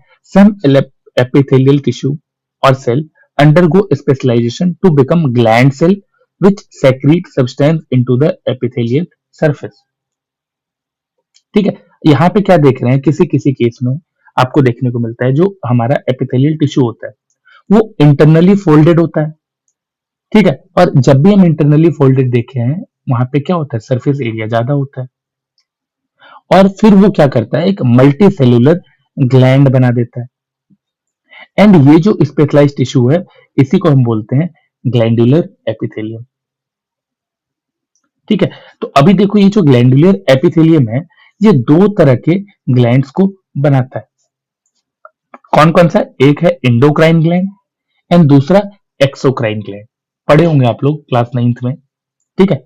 अभी देखो क्या है, जो एंडोक्राइन ग्लैंड्स होते हैं secretes hormone directly into the blood stream. ये जो हार्मोन सेक्रीट्स करते हैं, ये डायरेक्टली ब्लड स्ट्रीम्स में करते हैं। देखो बेसिक फीचर, देखो इसको स्टार्ट करने से पहले जो बेसिक फंक्शन थे हमने वो देखा हमने। देखो ये जो हमारा एपिथेलियम टिश्यू है, इसका बेसिक फीचर हमने देखा, प्रोटेक्शन, एब्जॉर्प्शन, सेक्रेशन, फिल्ट्रेशन, यही सारी चीजें। एग्जाम्पल में हमने देखा skin, lining of stomach, kidney tubules, ठीक है। ये सारे इसके एग्जाम्पल्स हैं। एंड फिर जब हम बात करते हैं ग्लैंडुलर एपिथेलियम का, तो हम क्या देखते हैं? जब भी हम ग्लैंडुलर एपिथेलियम के बारे में बात करते हैं, इसका मतलब ये है कि हम ये देखने लगते हैं कि स्पेशलाइजेशन कहाँ पे है। अब ग्लैंडुलर एपिथेलियम क्या होता है? ये बेसिकली स्पेशलाइज्ड होता है सेक्रेशन के लिए। एंड इसी चीज पे फिर आता है endocrine gland and exocrine gland. ये दो तरह के ग्लैंड्स को बनाता है। देखो जो हमारा एंडोक्राइन ग्लैंड होता है, ये क्या कर रहा है? हार्मोन को डायरेक्टली ब्लड स्ट्रीम में डाल रहा है। मतलब इसके लिए किसी डक्ट की जरूरत नहीं है, डायरेक्टली ब्लड स्ट्रीम में डाल रहा है, इसका मतलब किसी पाइपिंग की जरूरत नहीं है, ठीक है। इसी के लिए हम एग्जांपल जब देखेंगे, ये सारे जो ग्लैंड्स होते हैं, ये ग्लैंड्स क्या है? Act as a chemical messenger for entire body. ये ग्लैंड एक केमिकल मैसेंजर का काम करता है for our entire body system, ठीक है। अभी देखो एग्जाम्पल जैसे थायराइड, एग्जाम्पल है पिट्यूटरी। अभी देखो थायराइड ग्लैंड क्या करता है? ये एक हार्मोन प्रोड्यूस करता है जिसको हम बोलते हैं थायरोक्साइन। अभी देखो ये जिसका डैमेज हो जाता है, ये जिसका वीक हो जाता है, उसका देखना थायराइड बढ़ जाता है, उसका थ्रोट स्वेल होते हुए देखोगे, ठीक है। तो ये उसके कारण होता है। तो ये भी इंपॉर्टेंट है कि जो थायराइड ग्लैंड होता है, ये क्या करता है? एक हार्मोन प्रोड्यूस करता है जिसका नाम होता है thyroxine, which is distributed throughout the body to regulate metabolism in the cell, ठीक है। हमारे सेल में जो मेटाबॉलिज्म होता है, उस चीज को रेगुलेट करता है। Then we have other gland, pituitary gland. इस पिट्यूटरी ग्लैंड को हम मास्टर ग्लैंड बोलते हैं। क्यों बोलते हैं? देखो, सबसे पहली बात, पिट्यूटरी ग्लैंड जो होता है ये लोकेटेड होता है ब्रेन में, एंड ये कंट्रोल करता है हमारे और जितने अदर ग्लैंड्स हैं इन आवर बॉडी, उन सभी ग्लैंड्स को ये कंट्रोल कर रहा होता है। इसीलिए it is also known as master gland. ठीक है, इसके अलावा और भी है, जैसे एड्रेनल ग्लैंड। एड्रेनल ग्लैंड क्या करता है? ये प्रोड्यूस करता है फाइट और फ्लाइट हार्मोन्स। ठीक है, और इसी का नाम है एड्रेनलिन एंड नोरा नोराडर्निलिन। ठीक है, जो कि हेल्प करता है हमारे बॉडी के मेटाबॉलिज्म को रेगुलेट करने में। ठीक है, ये सारे हार्मोन्स का एक ही काम है। और बस एंडोक्राइन और एक्सोक्राइन में डिफरेंस क्या है? दे secretes hormone directly into the bloodstreams, and they don't need any type of ducts. And जब हम एक्सोक्राइन ग्लैंड्स के बारे में बात करते हैं, these glands release their secretion into tubes or duct that open either to the outside of the body or into a body cavity rather than directly into the blood stream. यहाँ पे सीधा blood stream में, यहाँ पे क्या हो रहा है, ये जो डक्ट्स के थ्रू सेक्रेशन करता है, और ये जो डक्ट्स है वो बाहर भी ओपन हो सकता है और मे भी अंदर भी ओपन हो सकता है। ठीक है, तो ये चीज बहुत ही ज्यादा इंपॉर्टेंट है। और जब हम इसमें देखेंगे तो हम इसमें देखते हैं sweat gland, saliva gland, mucus gland, stomach acid. अभी देखो ये सारी चीजें जो है, ये सारी चीजें हम यहाँ पे समझते हैं एक एक करके, तब आपको क्लियरली समझ आए। देखो, जैसे स्वेट है, जो पसीना आता है हमें वो आता है स्वेट ग्लैंड से। ठीक है, जो स्लाइवा है वो कहाँ से आता है? वो सलेवरी ग्लैंड से आता है। म्यूकस, हमारे रेस्पिरेटरी और डाइजेस्टिव ट्रैक्ट्स में ना म्यूकस प्रेजेंट होता है, जो क्या करता है, हमारे ऑर्गन्स को प्रोटेक्ट करके रखता है। And these are also exocrine glands. इसके बाद है, अभी देखो यही म्यूकस, वो तो हम देख लिए। उसके बाद stomach acid and digestive enzymes, ये कहाँ से आता है? गैस्ट्रिक ग्लैंड से। जैसे कि मिल्क, जो अगर आप देखोगे कि जो वुमेन मिल्क प्रोड्यूस करती है वो कहाँ से आता है? वो मेमोरी ग्लैंड से आता है। कब आता है ये? During lactation. ठीक है, तो ये सारी चीजें इंपॉर्टेंट हो जाती है हमें समझने के लिए। अगर आप ये समझ जाते हो तो फिर प्रॉब्लम नहीं आएगी।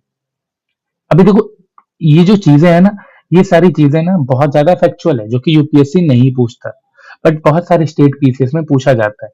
मैंने यहाँ मेंशन कर दिया है, अगर कोई स्टेट पीसीएस वाला भी अगर इस वीडियो को देख रहा होगा तो उसे भी समझ में आ जाएगा। ठीक है, जैसे सीबम है, ये क्या है? ये ऑयल ग्लैंड्स है, जो कि हमारे देखो बहुत सारे लोगों का स्किन देखना बहुत ऑयली होता है, उसकी स्किन ऑयल प्रोड्यूस कर रही है। क्यों? Because of this sebum gland. Okay, तो ये तो था हमारा कि हम लोगों ने देखा कि ग्लैंड्स दो तरह के थे, लेकिन इसके अलावा भी एक टाइप होता है, हेट्रोक्राइन ग्लैंड। ये जो हेट्रोक्राइन ग्लैंड है, इसका एग्जाम्पल आप पहले मैं बता दूं, इसका एग्जाम्पल है पेनक्रियाज। ये क्या करता है? देखो, इसमें ना दोनों पार्ट होते हैं, एंडोक्राइन भी एंड एक्सोक्राइन भी। ठीक है, अभी कैसे समझो इस चीज को। देखो, जो पेनक्रियाज का एंडोक्राइन पार्ट है, ये क्या करता है? ये इंसुलिन एंड ग्लूकेगॉन, ये दोनों चीज प्रोड्यूस करता है।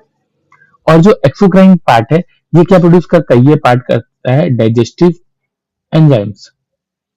ठीक है, तो इस तरह से दोनों के दोनों फंक्शन को परफॉर्म करने वाला जो ग्लैंड है, उसे हम लोग बोलते हैं हेट्रोक्राइन ग्लैंड। जिसमें हम देख रहे हैं, one part of the gland release hormone directly into the blood and another part secrete substance through duct, जो कि हम लोग पेनक्रियाज में देखते हैं। ठीक है, यहाँ पे क्या हुआ? यहाँ पे हमने देखा कि हार्मोन्स जो प्रोड्यूस किया जा रहा है, जो हम लोग यहाँ पे इंसुलिन एंड ग्लाइकोमेट्रिक है, ये चीज, ये एंडो का पार्ट है। एंड एक्सो का पार्ट जहाँ पे डाइजेस्टिव एंजाइम को वो प्रोड्यूस कर रहा है। ठीक है, तो ये थे बेसिकली हमारे, देखो यहाँ पे सेम एग्जांपल लिया है मैंने पेनक्रियास का। ठीक है, तो अभी दूसरा एग्जांपल मैंने यहाँ पे लिखा है गोनाड्स का। ठीक है, अभी देखो ये गोनाड्स क्या है, इसको समझो। जैसे male and female, female produce, देखो फीमेल में क्या होता है? ओवरीज होती है जो कि एग प्रोड्यूस करता है, एंड मेल में क्या होता है, टेस्टिस होता है जो कि स्पर्म प्रोड्यूस करता है।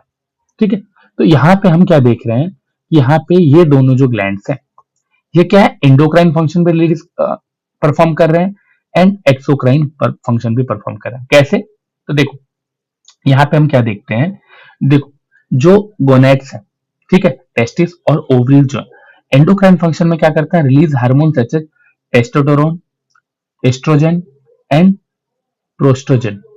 ये सब कहाँ सेक्रेट करते हैं, डायरेक्ट ब्लड में, जो हेल्प करता है development, male nutrition and maintenance of sexual characteristics, sorry maturation, male nutrition, maturation and sexual characteristics, इन सारी चीजों का डेवलपमेंट करता है कौन, गोनेट्स। जब हम एक्सोक्राइन फंक्शन के बारे में देखते हैं, तो रिलीज गैमेट्स, आइदर स्पर्म और ओवम, ये दोनों चीजें जो आती है थ्रू डक्ट्स आती है into the reproductive pathway, and यही चीज हम लोग समझ सकते हैं कि ये भी क्या है, one of the heterocrine glands. Okay, then अब हम लोग देखते हैं कनेक्टिव टिश्यू। कनेक्टिव टिश्यू होता क्या है, देखो कनेक्टिव टिश्यू के बारे में जब हम समझते हैं, तो देखो इसका सबसे जो मेन फीचर है वो क्या होता है, हम देखते हैं कनेक्टिव सेल्स में क्या देखते हैं, हम सेल्स में देखते हैं कि सेल बहुत ही ज्यादा लूजली अरेंज्ड होते हैं। ठीक है, ये क्या है, ये कनेक्टिव टिश्यू का मेन फीचर है।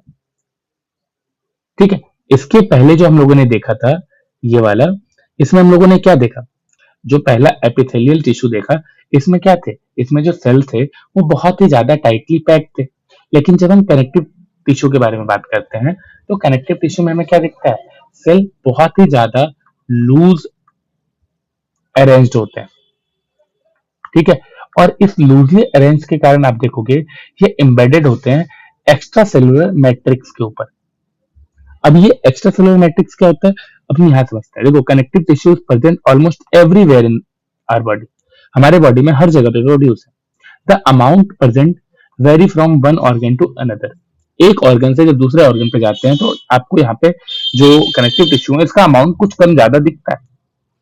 फॉर एग्जाम्पल अगर हम देखें तो skin contain a large amount of connective tissue, whereas the brain has very little because it mainly compose of nervous tissue. Clear है, अभी देखो they are called the connective tissue because their main role is to connect, link and support other tissue, connect, link and support other tissue, बस इसी चीज के कारण इसका नाम पड़ जाता है कनेक्टिव टिश्यू। ठीक है, अभी देखो the range from soft connective tissue to highly specialised form. देखो यहाँ पे हम यहाँ पे सॉफ्ट कनेक्टिव टिश्यू से लेकर हाईली स्पेशलाइज्ड फॉर्म तक देखेंगे। इसीलिए आप देखोगे कि connective tissue generally consist of cell and an extra cellular matrix secreted by those cell. ठीक है, and the cell in connective tissue are loosely arranged and embedded with same चीज जो मैंने ऊपर बोला। अभी ये जो मैट्रिक्स है, एक्स्ट्रा सेलुलर मैट्रिक्स के बारे में जो बात की हम लोगों ने, ECM, ये क्या होता है, द मैट्रिक्स में भी जेली लाइक, फ्लूइड, डेंस और रिजिड, इसमें से किसी भी तरह का हो सकता है। The nature of matrix very depending on the function of the specific connective tissue. जो कनेक्टिव टिश्यू के नीचे जो नेचर है उस मैट्रिक्स का, वो वेरी करता है उसके फंक्शन पे, वो किस तरह का फंक्शन कर रहा है उस चीज के ऊपर।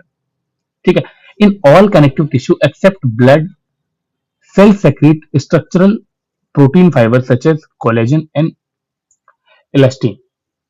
These fibers provide strength, elasticity, and flexibility. The cell also secrete modified polysaccharide and accumulate between the cell and fiber. देखो these lines are very important for our UPSC preparation, क्योंकि इन्हीं सब लाइन से क्वेश्चन डायरेक्ट बनता है, and these are very important for state PCS also.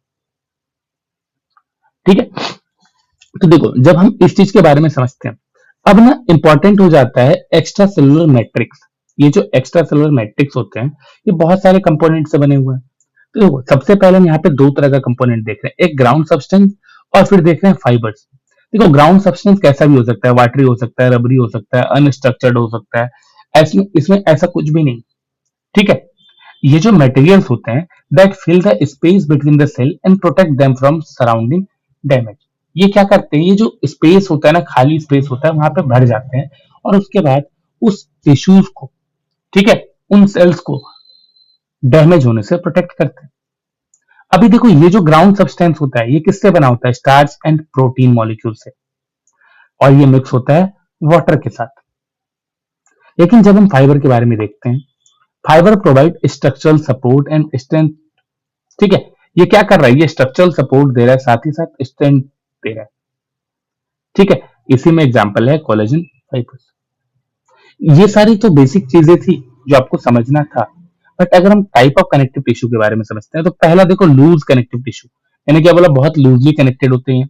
ठीक है, cells and fibre are loosely arranged in semi fluid ground substance. वही चीज बता रहे हैं। देखो ये जो लूज कनेक्टिव टिश्यू होते हैं, इसमें सबसे पहला होता है एरोलर टिश्यू।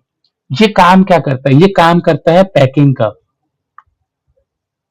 इसे हम पैकिंग टिश्यू कहते हैं। ये जस्ट हमारे स्किन के नीचे पाया जाता है and it supports the organs. Okay, फिर दूसरा आता है एडिपोज टिश्यू। एडिपोज टिश्यूज के बारे में अगर आप देखोगे, तो ये ज्यादातर कंपोज होता है फैट स्टोरिंग सेल से, और ये भी आपको जस्ट स्किन के नीचे दिखेगा एंड बिटवीन इंटरनल ऑर्गन्स। ये क्या काम करता है? ये काम करता है फैट स्टोर करने का, ये काम करता है इंसुलेशन का, ये काम करता है एनर्जी रिजर्व करने का। ये सारी चीजें आपको दिखती है किसमें? एडिपोज टिश्यू में। और ये दोनों टाइप है बेसिकली लूज कनेक्टिव टिश्यू का। लेकिन जब हम नेक्स्ट देखते हैं जो कि डेंस कनेक्टिव टिश्यू है, यहाँ पे क्या है? यहाँ पे जो सेल्स हैं, यहाँ पे जो फाइबर्स हैं, वो बहुत ही ज्यादा डेंसली पैक्ड होते हैं। ठीक है, इसमें सबसे पहला अगर हम देखते हैं तो टेंडोन्स। ये क्या है? ये basically connect muscle to bone. ये क्या करता है? मसल्स को बोन से कनेक्ट करता है, और साथ ही साथ आप इसमें बहुत ही ज्यादा हाई टेंसाइल स्ट्रेंथ देखोगे। बट इसमें फ्लेक्सिबिलिटी क्या होती है? बहुत ही ज्यादा लिमिटेड होती है। फिर हम देखते हैं दूसरा, यह है लिगामेंट्स। लिगामेंट्स क्या करते हैं? एक बोन को दूसरे बोन से कनेक्ट कर रहे हैं, connect bone to bone. Tendons and ligaments, कभी देखा है किसी का पैर में चोट लगा, पैर में फ्रैक्चर हुआ, डॉक्टर बोलता है टेंडन्स ब्रेक हो गया है या तो लिगामेंट्स ब्रेक हो गए हैं, ऐसा बताया जाता है ना। बस आप अभी डिफरेंशिएट कर पाओगे कि क्या फ्रैक्चर होता है तो क्या बताता है। लिगामेंट कब फ्रैक्चर होता है? जब लिगामेंट होता क्या बेसिकली, वो एक बोन को दूसरे बोन से कनेक्ट करता है। जब लिगामेंट फ्रैक्चर होगा तो आपका एक बोन का दूसरे बोन के साथ कनेक्शन ब्रेक हो जाता है। इसीलिए इसके ट्रीटमेंट में लंबा टाइम लगता है, और कभी कभी ये ट्रीट भी नहीं होता है। और देखो ये जो टिश्यू होते हैं ना, वो बहुत ज्यादा इलास्टिक होते हैं, इसीलिए जल्दी ये ब्रेक भी नहीं होता। ठीक है, and ligament contain very little matrix, जो हम लोगों ने एक्स्ट्रा सेलुलर मैट्रिक्स के बारे में देखा था, ईसीएम। ठीक है, और यहाँ पे क्या है? ये दोनों चीजों को समझना बहुत ज्यादा जरूरी है। एंड देन फिर तीसरा type specialised connective tissue. Specialised connective tissue में आता है ब्लड। ब्लड क्या है? Blood as a liquid matrix called plasma. Blood के अंदर एक लिक्विड मैट्रिक्स होता है जिसको हम लोग लिक्विड, और यू कैन से फ्लूइड मैट्रिक्स होता है जिसको हम लोग प्लाज्मा कहते हैं। ठीक है, अभी देखो इन विच आरसीबी and WBC and platelets are suspended. इसमें हम लोग क्या क्या देख रहे हैं? इसमें हम लोग देख रहे हैं आरबीसी, डब्ल्यूबीसी, प्लेटलेट्स, इन सब के बारे में भी यहाँ पे पता चल रहा है आपको। Plasma contain proteins, hormones and salt. Blood circulates throughout the body and transport gases, digested nutrients, hormones and waste product to the different body parts. तो ये जो इंपॉर्टेंट चीज आपको दिख रहा है, ये क्या है? स्पेशलाइज्ड कनेक्टिव टिश्यू है। इसका काम क्या है? आपको यहाँ पे ट्रांसपोर्ट फंक्शन दिख रहा है। फिर हम आते हैं बोन्स पे। Bones is a strong and rigid connective tissue. Bones क्या है? बहुत ही ज्यादा स्ट्रॉन्ग, बहुत ही ज्यादा रिजिड टिश्यू है। इसमें अगर आप देखोगे तो बहुत हार्ड मैट्रिक्स होते हैं। ये बना होता है कैल्शियम एंड फास्फोरस सॉल्ट से। ठीक है, bone cell are embedded in a hard non flexible ground substance rich in calcium and phosphorus salt along with collagen fiber which provide strength। तो आप यहाँ पे देख रहे हो कनेक्टिव टिश्यू के कुछ कुछ फीचर्स। ठीक है, और ये बहुत ही ज्यादा इंपॉर्टेंट होते हैं समझने के लिए भी, तभी आपको ये क्लियर हो पाएगा कि कनेक्टिव टिश्यू होता क्या है। It forms the main structural framework of the body. जो हम लोग स्केलेटल देखते हैं ना, देखा होगा अपने बायो के लैब में आप लोगों ने, वो क्या आपको दिखाता है? वो मेन बॉडी का फ्रेमवर्क दिखाता है। Bone supports and protects softer tissue and organs. Long bone of the limbs perform weight bearing function. देखो हर बोन्स का अपना अलग अलग फीचर है, अपना अलग अलग function. Bone work together with attach skeletal muscle to provide produce movement. अभी हम लोग स्केलेटल टिश्यू भी देखेंगे. किसी किसी बोन में आप देखोगे bone marrow. In some bone marrow act as the site of blood cell production. Biotech में ये सारी चीजें बहुत इंपॉर्टेंट है, तो प्लीज इन सबको ऐसे समझो बायोटेक के टाइम पे आपको प्रॉब्लम ना हो. ठीक है. Then cartilage. Cartilage is another form of connective tissue with widely spaced cells. Its solid matrix consists of protein and sugar. ठीक है. ये किस चीज से बना होता है? प्रोटीन एंड शुगर से. एंड आप देख रहे हो ये क्या है? ये है फ्लेक्सिबल मैट्रिक्स. ये कहाँ प्रेजेंट होता है? ये आपको जॉइंट्स में दिखेगा, ये आपको नोज में दिखेगा, ये आपको ईयर में दिखेगा. ठीक है. देखो the intercellular material is firm yet flexible and can withstand compression. आप देखोगे invertebrate embryos most cartilage is later replaced by bone in adulthood. देखो जब एम्ब्रियो बनता है तो बोन से पहले वो कार्टिलेज ही होता है, एंड लेटर टाइम में वो फिर जैसे जैसे बड़ा होता जाता है बच्चा वो हड्डी बनती जाती है. ठीक है. अब देखो ये जो हमारा कनेक्टिव टिश्यू है ये क्या करता है, ये कंट्रीब्यूट क्या करता है? आप देखोगे बाइंडिंग एंड सपोर्ट. जैसे बोन्स के बारे में हमने देखा, बोन्स क्या करता है? पूरा स्ट्रक्चर को सपोर्ट देता है, एक फ्रेमवर्क देता है. जैसे कि बोन्स है, टेंडन्स है, कार्टिलेज है, ये क्या कर रहे हैं? ये bind, support and protect organs to provide the skeletal framework for purposeful movement. Protection का काम, इंसुलेशन का काम, स्टोरेज का काम, ये सब तो हम लोगों ने ऊपर देखा. ब्लड ट्रांसपोर्ट का काम, movement, bones and ligament assistant movement. ठीक है. तो ये सारे क्या है? बेसिकली फीचर्स हैं. जब हम कॉमन फीचर के बारे में देखते हैं कि जितने भी कनेक्टिव टिश्यू हम लोगों ने देखा लूजली, एक मिनट, तीनों जो हम लोगों ने टाइप देखे, लूज कनेक्टिव टिश्यू, ठीक है, फिर हमने देखा डेंस कनेक्टिव टिश्यू, फिर हमने देखा स्पेशलाइज्ड कनेक्टिव टिश्यू. तो ये जो तीनों टाइप है इन सबका कॉमन फीचर अगर आप देखोगे तो आपको कॉमन ओरिजिन दिखा देगा. ऑल कनेक्टिव टिश्यू से थ्री कैरेक्टरिस्टिक. ये तीन कैरेक्टरिस्टिक्स को आपको ध्यान में रखना है. पहला क्या? Common origin. They all arise from mesenchyme, a loose and fluid embryonic tissue, जिसके बारे में अभी मैंने बात की. ठीक है. एंड दूसरा degree of vascularity. Connective tissue differ in their blood supply. हमने क्या देखा कि जो कार्टिलेज है आर एवस्कुलर, जिसमें ब्लड वेसल नहीं होता है. उसके अलावा हमने बहुत सारे डेंस टिश्यूज देखे जहां पे आप देख रहे हो irregular tissues in the skin richly supplied with blood vessel. एक साइड ब्लड वेसल ही नहीं है, एक साइड बहुत ज्यादा ब्लड वेसल. ठीक है. तीसरा mostly composed of non living material. Connective tissue largely consist of non living material known as extra cellular matrix. ये ध्यान रखना. ठीक है. और अदर टिश्यूज में आप देखोगे वो प्राइमरली बने होते हैं लिविंग सेल से. इसीलिए ये एक बहुत ही ज्यादा बेसिक डिफरेंस है जिसको आपको समझ में आना चाहिए.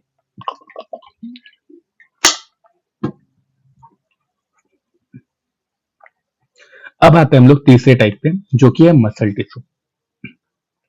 देखो जब हम मसल टिश्यू के बारे में बात करते हैं तो देखो मसल टिश्यू जो है ना प्राइमरी रिस्पॉन्सिबल होता है मूवमेंट के लिए. ठीक है. अब यहाँ ये जो मूवमेंट दिख रहा है, अभी ये मूवमेंट हो कैसे रहा है? बस इसी चीज को समझना है. Each muscle consists of a numerous long cylindrical cell called muscle fiber arranged parallel to one another. देखो इसका अगर हम पिक्चर देखेंगे, ये देखो तीन तरह के मसल्स हैं आपको यहाँ पे. इन तीनों मसल्स को आप देखो, एक है स्केलेटल मसल, एक है स्मूथ मसल, एक है कार्डियक मसल. ठीक है. इन तीनों के बारे में आज हम लोग समझने वाले हैं. ठीक है. अभी देखो सबसे पहले एक बात समझो, muscle contain a special protein call contractile protein. ये कॉन्ट्रैक्टाइल प्रोटीन है क्या? That shorten in response to stimulation and later strengthen in coordinated manner. ये क्या है? जब स्टिमुलेशन का रिस्पॉन्स स्टिमुलेशन के रिस्पॉन्स में क्या होता है? कॉन्ट्रैक्ट भी हो जाता है. ठीक है. एंड जब आप देखोगे कि काम हो जाता है तो फिर वो वापस से रिलैक्स भी हो जाता है. तो दोनों काम कर पा रहे हैं, इसीलिए देखोगे ये कॉन्ट्रैक्टाइल प्रोटीन से बने होते हैं. Muscle action enable the body to respond to environmental changes and maintain posture and position of the body. देखो यहाँ पे क्या है, ये जो मसल एक्शन है, आप खुद ही देखो, जब आप खड़े होगे आपके मसल एक्टिव होते हैं, जब आप लेटते हो तो आपके मसल का रेस्ट फेज में होता है। तो कॉन्ट्रेक्शन और रिलैक्सेशन ये दोनों चीजें आपको दिखती है। ठीक है, जनरली आप देखते हो कि आपके जो मसल्स हैं ये रिस्पॉन्सिबल होते हैं बॉडी के मूवमेंट के लिए। ठीक है, प्राइमरली पहले ही मैंने बोला कि मूवमेंट के लिए रिस्पॉन्सिबल होता है। ठीक है, तो जैसे हम लोग अपना नर्वस टिश्यू देखते हैं, muscle tissue has the ability to contract and produce movement. ऐसा हम अदर टिश्यूज के साथ तो नहीं देखते हैं। ठीक है, अभी देखो muscle tissue is well vascularised, meaning it has a rich blood supply.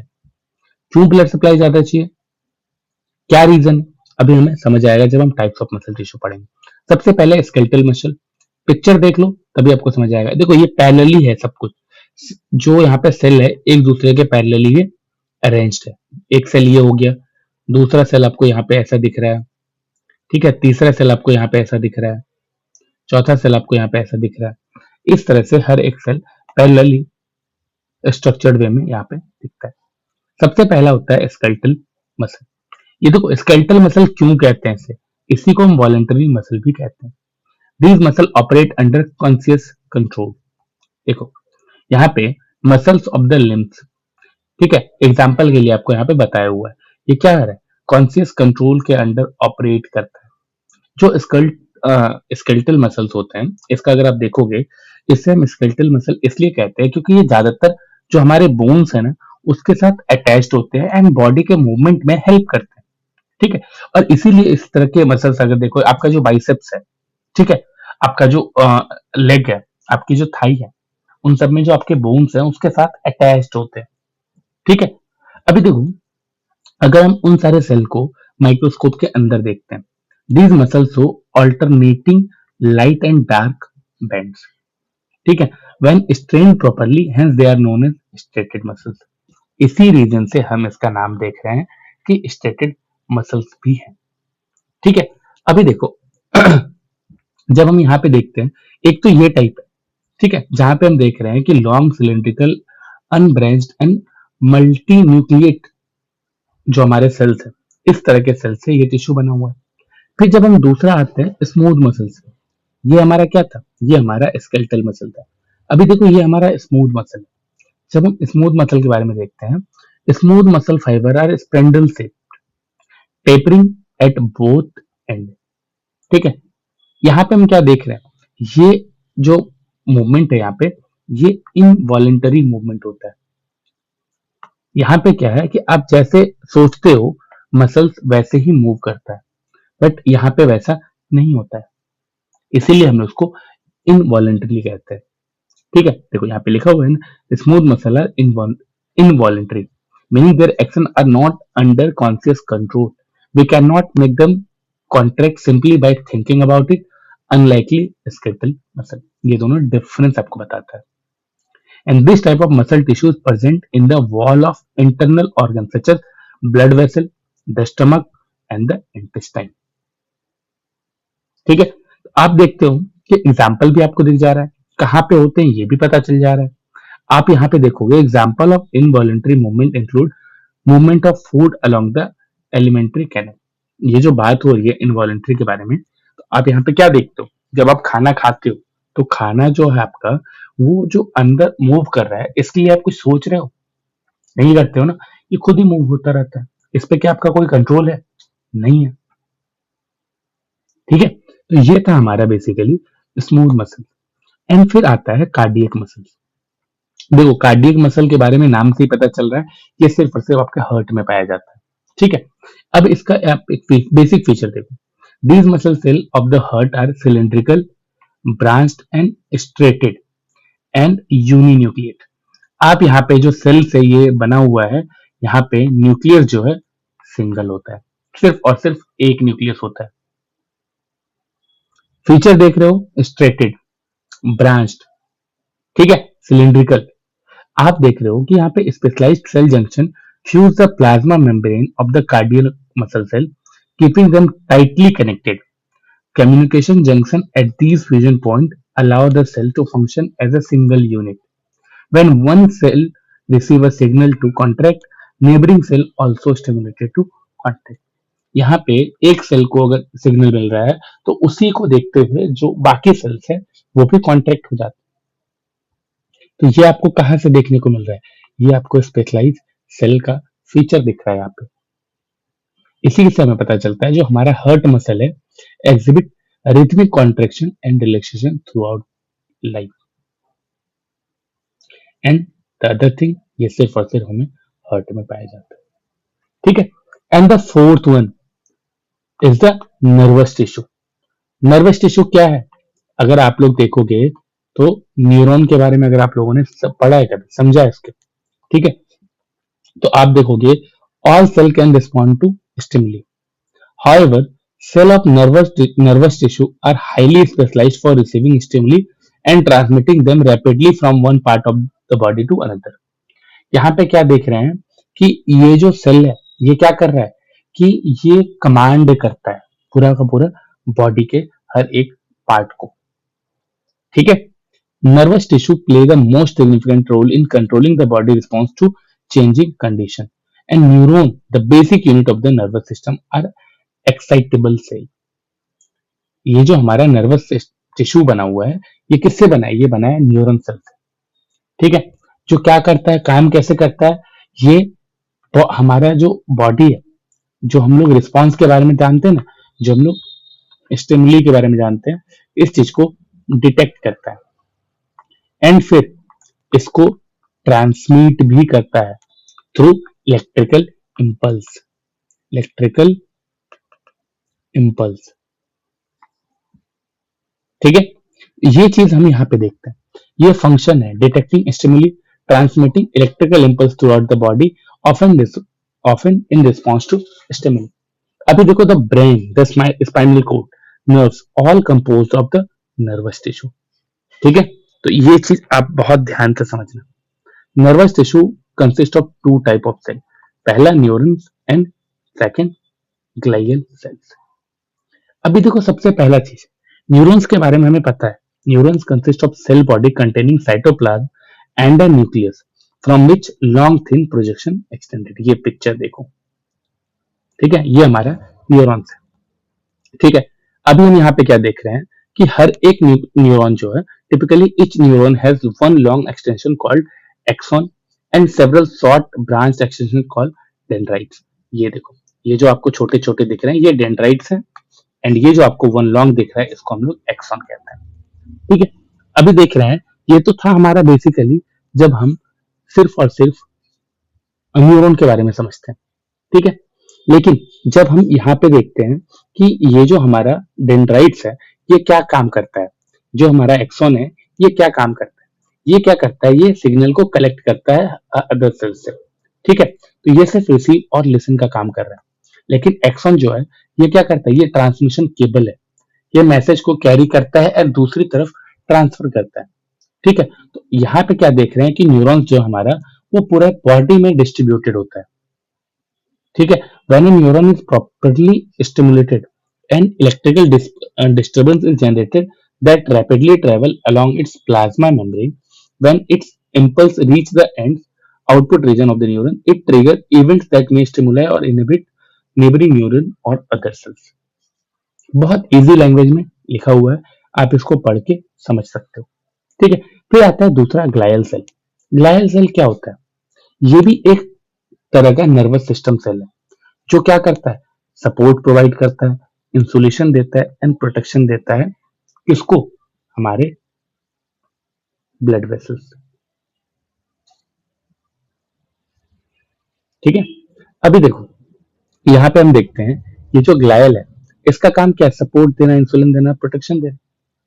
यहाँ पे क्या ये सिग्नल रिसीव कर रहा है, क्या सिग्नल ट्रांसमिट कर रहा है? नहीं। ठीक है। ये सारी चीजें थी इंपॉर्टेंट एनिमल टिश्यूज के बारे में। ठीक है। अब आएंगे हम लोग अपने दूसरे पार्ट पे जो कि है प्लांट टिश्यू। प्लांट टिश्यू के बारे में आप क्या समझते हो? देखो, प्लांट टिश्यू और एनिमल टिश्यू दोनों डिफरेंट होते हैं। ठीक है। एंड जो प्लांट टिश्यू होते हैं ये बेसिकली दो तरह के होते हैं। ठीक है। अभी देखो हम अगर देखेंगे plant and animal are not composed of same type of tissue, ये तो क्लियर है, दोनों सेल अलग अलग तरह के सेल है। ठीक है, दोनों ऑर्गेनिज्म अलग है। लेकिन जब हम बात करते हैं एनिमल टिश्यू के बारे में, तो हमने यहाँ पे इतने तरह के टिश्यूज देखे, 4 तरह के। इसीलिए जब हम प्लांट टिश्यू के बारे में देखेंगे, तो हम यहाँ पे भी देखेंगे कि प्लांट में भी सेल ही एक फंडामेंटल यूनिट है, और वही सेल ऑर्गेनाइज होंगे टिश्यू में, एंड फर्दर वो एक ऑर्गन बनाएंगे। तो different plant organ differ in there internal organization. Their internal structure also show adaptation to various environment. ठीक है, देखो जैसे इंसान मूव कर पाता है, एक जगह से दूसरी जगह जा पाता है, but plant can not move ना। ठीक है, तो इसीलिए हम देखते हैं इसमें ना कुछ कुछ स्ट्रक्चरल डिफरेंसेस होते हैं। जो प्लांट टिश्यू होते हैं वो बहुत सपोर्टिव होते हैं नेचर वाइज, जो कि एक स्ट्रक्चरल स्ट्रेंथ प्रोवाइड करते हैं। ठीक है, तो इसीलिए आप देखोगे a majority of these tissues are dead. Dead cell can provide mechanical strength just like living cell. ठीक है, and they require less maintenance. आप यहाँ पे समझ रहे हो ये चीजें क्या हो रही है? आप यहाँ पे देख पा रहे हो कि जो एनिमल सेल थे, जो एनिमल टिश्यू थे, वहां पे हम क्या देखते हैं, वहां पे डेड सेल बहुत कम देखने को मिल रहा है। लेकिन जब हम प्लांट के बारे में बात करते हैं, तो यहाँ पे हमें वो ज्यादा देखने को मिलता है। एंड इसी फंक्शनल डिफरेंस को हम और डिटेल में समझते हैं। हमने यहाँ पे क्या देखा कि plants are stationary, whereas animal can move from place to place, and growth in plant is restricted to a specific region, unlike animal where growth is more generalized. Some plant tissue continue to divide throughout the life, and these are confined to particular region. And because of this difference, दो तरह के हम tissue को देखते हैं। पहला meristematic tissue, ठीक है, sorry meristematic tissue, and second permanent tissue. अभी देखो मेरिस्टेमेटिक टिश्यू जो होते हैं इनको भी समझते हैं, एंड परमानेंट टिश्यू जो होते हैं इनको भी समझते हैं। देखो मेन जो ये डिफरेंस क्रिएट होता है, इस डिफरेंस का रीजन क्या है, ये point. In animal there is no clear separation between dividing and non dividing tissue, लेकिन हम प्लांट में ये चीज देख पा रहे हैं। The structural organisation of organ is completely simple in plant and much more complex in animal. Plant में जो हम ऑर्गेनाइजेशन देख रहे हैं बहुत इजी है, बहुत सिंपल है, लेकिन जब एनिमल के बारे में देखते हैं तो एनिमल सेल में हमें बहुत तरह के कॉम्प्लेक्सिटीज देखने को मिलते हैं। ठीक है, और इन्हीं डिफरेंस के कारण प्लांट टिश्यू को हम दो तरह से बांटते हैं, एक meristematic tissue and the second one is permanent tissue. ठीक है, तो हम क्या कर रहे हैं, हम इन दोनों टिश्यूज को एक एक करके देखेंगे। देखो जो हमारे मेरिस्टेमेटिक टिश्यूज इसके ना फीचर्स को देखते हैं। ये जो मेरिस्टेमेटिक टिश्यू होते हैं ये एक्टिवली डिवाइड करते हैं। ठीक है, इसमें अब डिवीजन देखोगे बहुत ज्यादा हो रहा है। Plant growth occur only in certain specific region, this is because the dividing tissue known as meristematic tissue is located in these region. ये चीज समझना है, यहाँ पे क्या हो रहा है, ये सारी चीजें लोकेशन पे बेस्ड है, और इसी चीज पे हम क्या कर रहे हैं कि मेरिस्टेमेटिक टिश्यू जो है इसके पहले बेसिक फीचर को समझेंगे, एंड फिर हम इसमें टाइप। देखो जो हमारे मेरिस्टेमेटिक टिश्यूज है इसके जो अगर हम फीचर्स के बारे में बात किए थे, तो पहला क्या था, ये एक्टिवली डिवाइड करते हैं। दूसरा फीचर आप ये सोचो कि डेंस साइटोप्लाज्म, इसमें जो साइटोप्लाज्म होता है ये बहुत ही ज्यादा डेंस होता है, एंड एक प्रोमिनेंट न्यूक्लियस होता है। ठीक है, prominent nucleus, and there is no vacuole. अभी देखना है कि ये जो चार फीचर मैंने यहां पे बताए, इसी बेसिस पे आप किसी भी मेरिस्टेमेटिक टिश्यू को समझ सकते हैं। ठीक है, अभी देखो यहां पे जो पहला है एपिकल मेरिस्टेम, ये क्या है, found at the growing tip of the stem and root. मतलब कि अगर हम देख रहे हैं ये प्लांट है, ये ग्रोइंग टिप है मेरा प्लांट का, स्टेम का, ठीक है, एंड दिस इज रूट, ये क्या है, ये मेरा ग्रोइंग टिप है। तो यहाँ पे होता है एपिकल मेरिस्टेम, ये रिस्पॉन्सिबल होता है किसी भी प्लांट के इंक्रीजिंग लेंथ, इसका स्टेम का लेंथ बढ़े या फिर रूट का लेंथ बढ़े, इसके लिए ये रिस्पॉन्सिबल होता है। एंड फिर आता है लेटरल मेरिस्टेम, ये क्या होता है, cause an increase in the girth, मतलब थिकनेस के बारे में बात कर रहा है। ये क्या है, अगर ये पहले इतना पतला स्टेम था, आज स्टेम इतना मोटा हो जाता है। ठीक है, सॉरी एक मिनट। सपोज ये मेरा एक प्लांट है, ठीक है,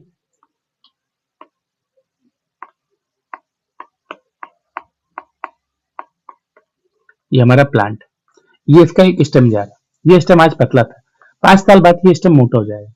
ठीक है, ये मेरा रूट था, ये रूट पतला था, कुछ सालों बाद ये रूट इतना मोटा हो जाएगा। इसका जो थिकनेस बढ़ रहा है, इसके लिए कौन रिस्पॉन्सिबल है?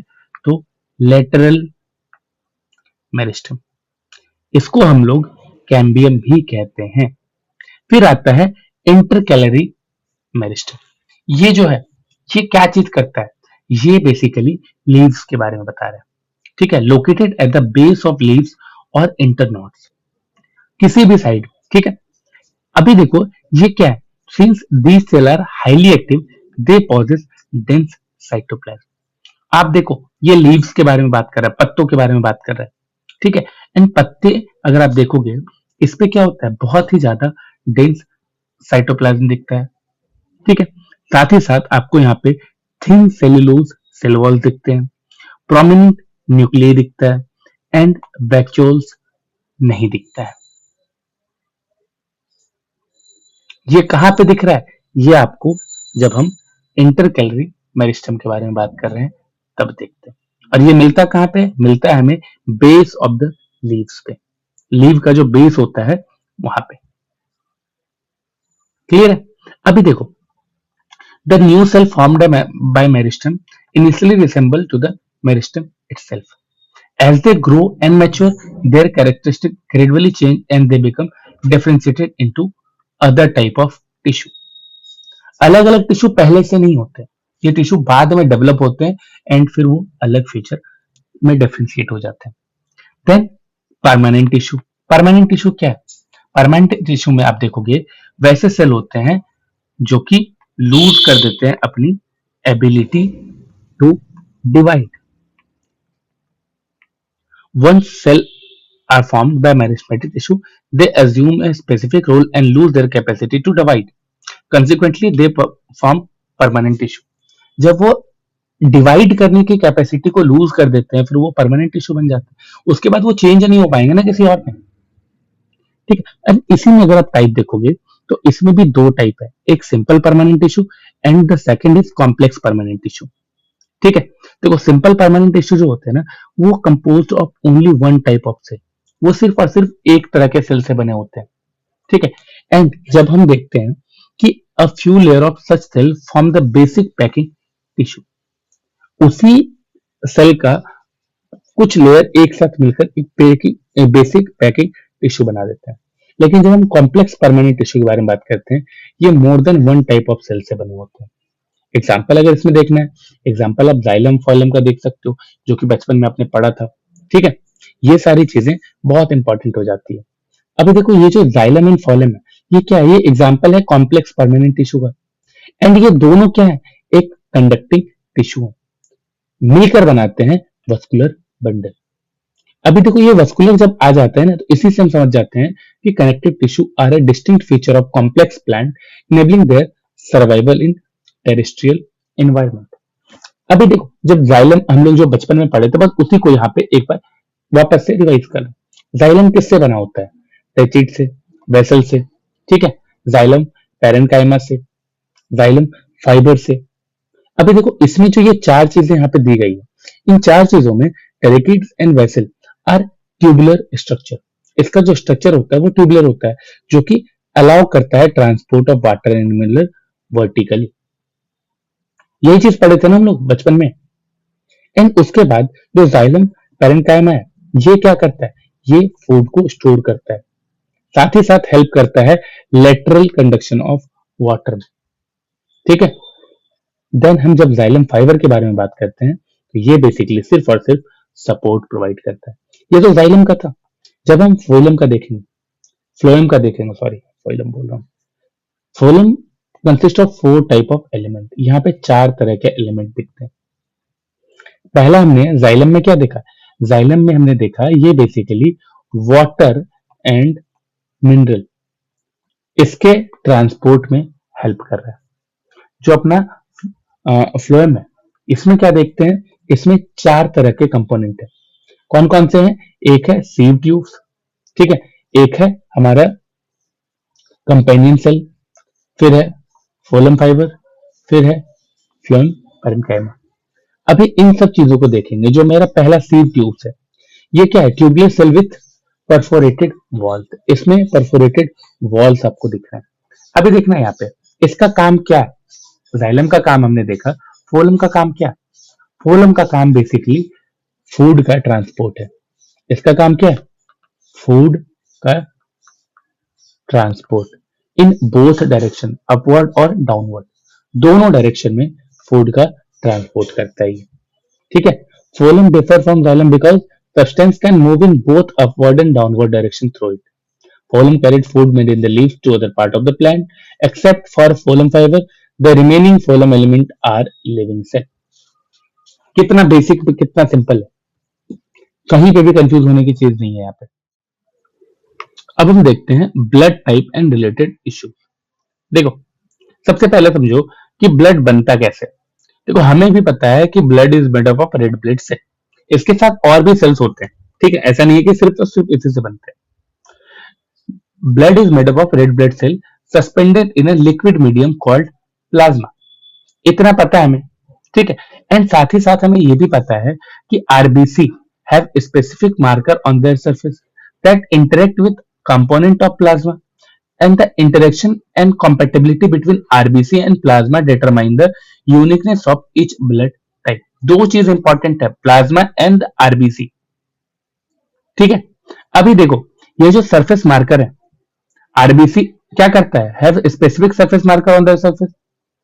तो ये जो सरफेस मार्कर है are controlled by master type known as H, ठीक है। एच को आप मास्टर टाइप समझ लो, from which the type A B and O are derived.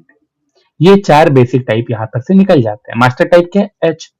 अभी देखो, ये जो ए बी एंटीजन हम देखते हैं, इन सब के अलावा एक थर्ड एंटीजन भी होता है जिसको हम कहते हैं आर एच फैक्टर। ये जो आर एच फैक्टर है, ये पॉजिटिव भी हो सकता है, ये निगेटिव भी हो सकता है।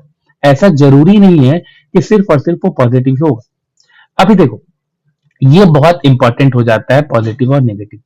जो आर एच नेगेटिव पर्सन होगा, वो सिर्फ और सिर्फ आर एच नेगेटिव ब्लड ही ले सकता है, ठीक है। एंड जो आर एच पॉजिटिव पर्सन होगा, वो सिर्फ और सिर्फ आर एच पॉजिटिव एंड साथ ही साथ आर एच नेगेटिव, ये दोनों ब्लड को ले सकता है। लेकिन देखो, यहाँ पे क्या है, ये पॉजिटिव नेगेटिव दोनों ले सकता है, लेकिन ये सिर्फ और सिर्फ नेगेटिव आर एच फैक्टर का ब्लड ही रिसीव कर सकता है। अभी देखो, ये जो ब्लड ग्रुप है, ये क्या है? ये बेसिकली क्लासिफिकेशन है। किसका क्लासिफिकेशन है? ब्लड का क्लासिफिकेशन है, based on presence and absence of inherited antigens, ठीक है। क्या चीज के ऊपर? इनहेरिटेड एंटीजन, जो आपको आपके पेरेंट से मिलता है, ठीक है। अभी देखो, यहां पे क्या है, इसके साथ साथ एक बहुत इंपॉर्टेंट चीज भी है, और वो क्या है? आरबीसी, ठीक है। यहां पे हम लोगों ने यही दो चीजें तो देखा, सरफेस मार्कर और प्लाज्मा, ये दोनों चीजें बहुत इंपॉर्टेंट है। अभी देखो, जब इतना समझ जाते हो तो एक चीज आता है कि ये जो हम लोग ब्लड ग्रुप सिस्टम देखते हैं, ये सिस्टम क्या है? ये सिस्टम बहुत जगह पे आप एबीओ सिस्टम के नाम से देखोगे, बहुत जगह पे आप आरएच सिस्टम के नाम से देखोगे। यहाँ पे जो डिस्ट्रीब्यूशन है एबीओ और आरएच ब्लड ग्रुप का, ये किस तरह से वेरी करता है, आज हम उसके बारे में समझेंगे। सबसे पहले देखो, एबीओ सिस्टम में क्या है कि A B A B and O, इस 4 तरह के ब्लड ग्रुप बनाए गए, ठीक है। और यहाँ पे आपको उसके एंटीजन के बारे में बताया जाता है। जो हमारा ब्लड ग्रुप ए है, has only A antigen on red cell and B antibody in the plasma.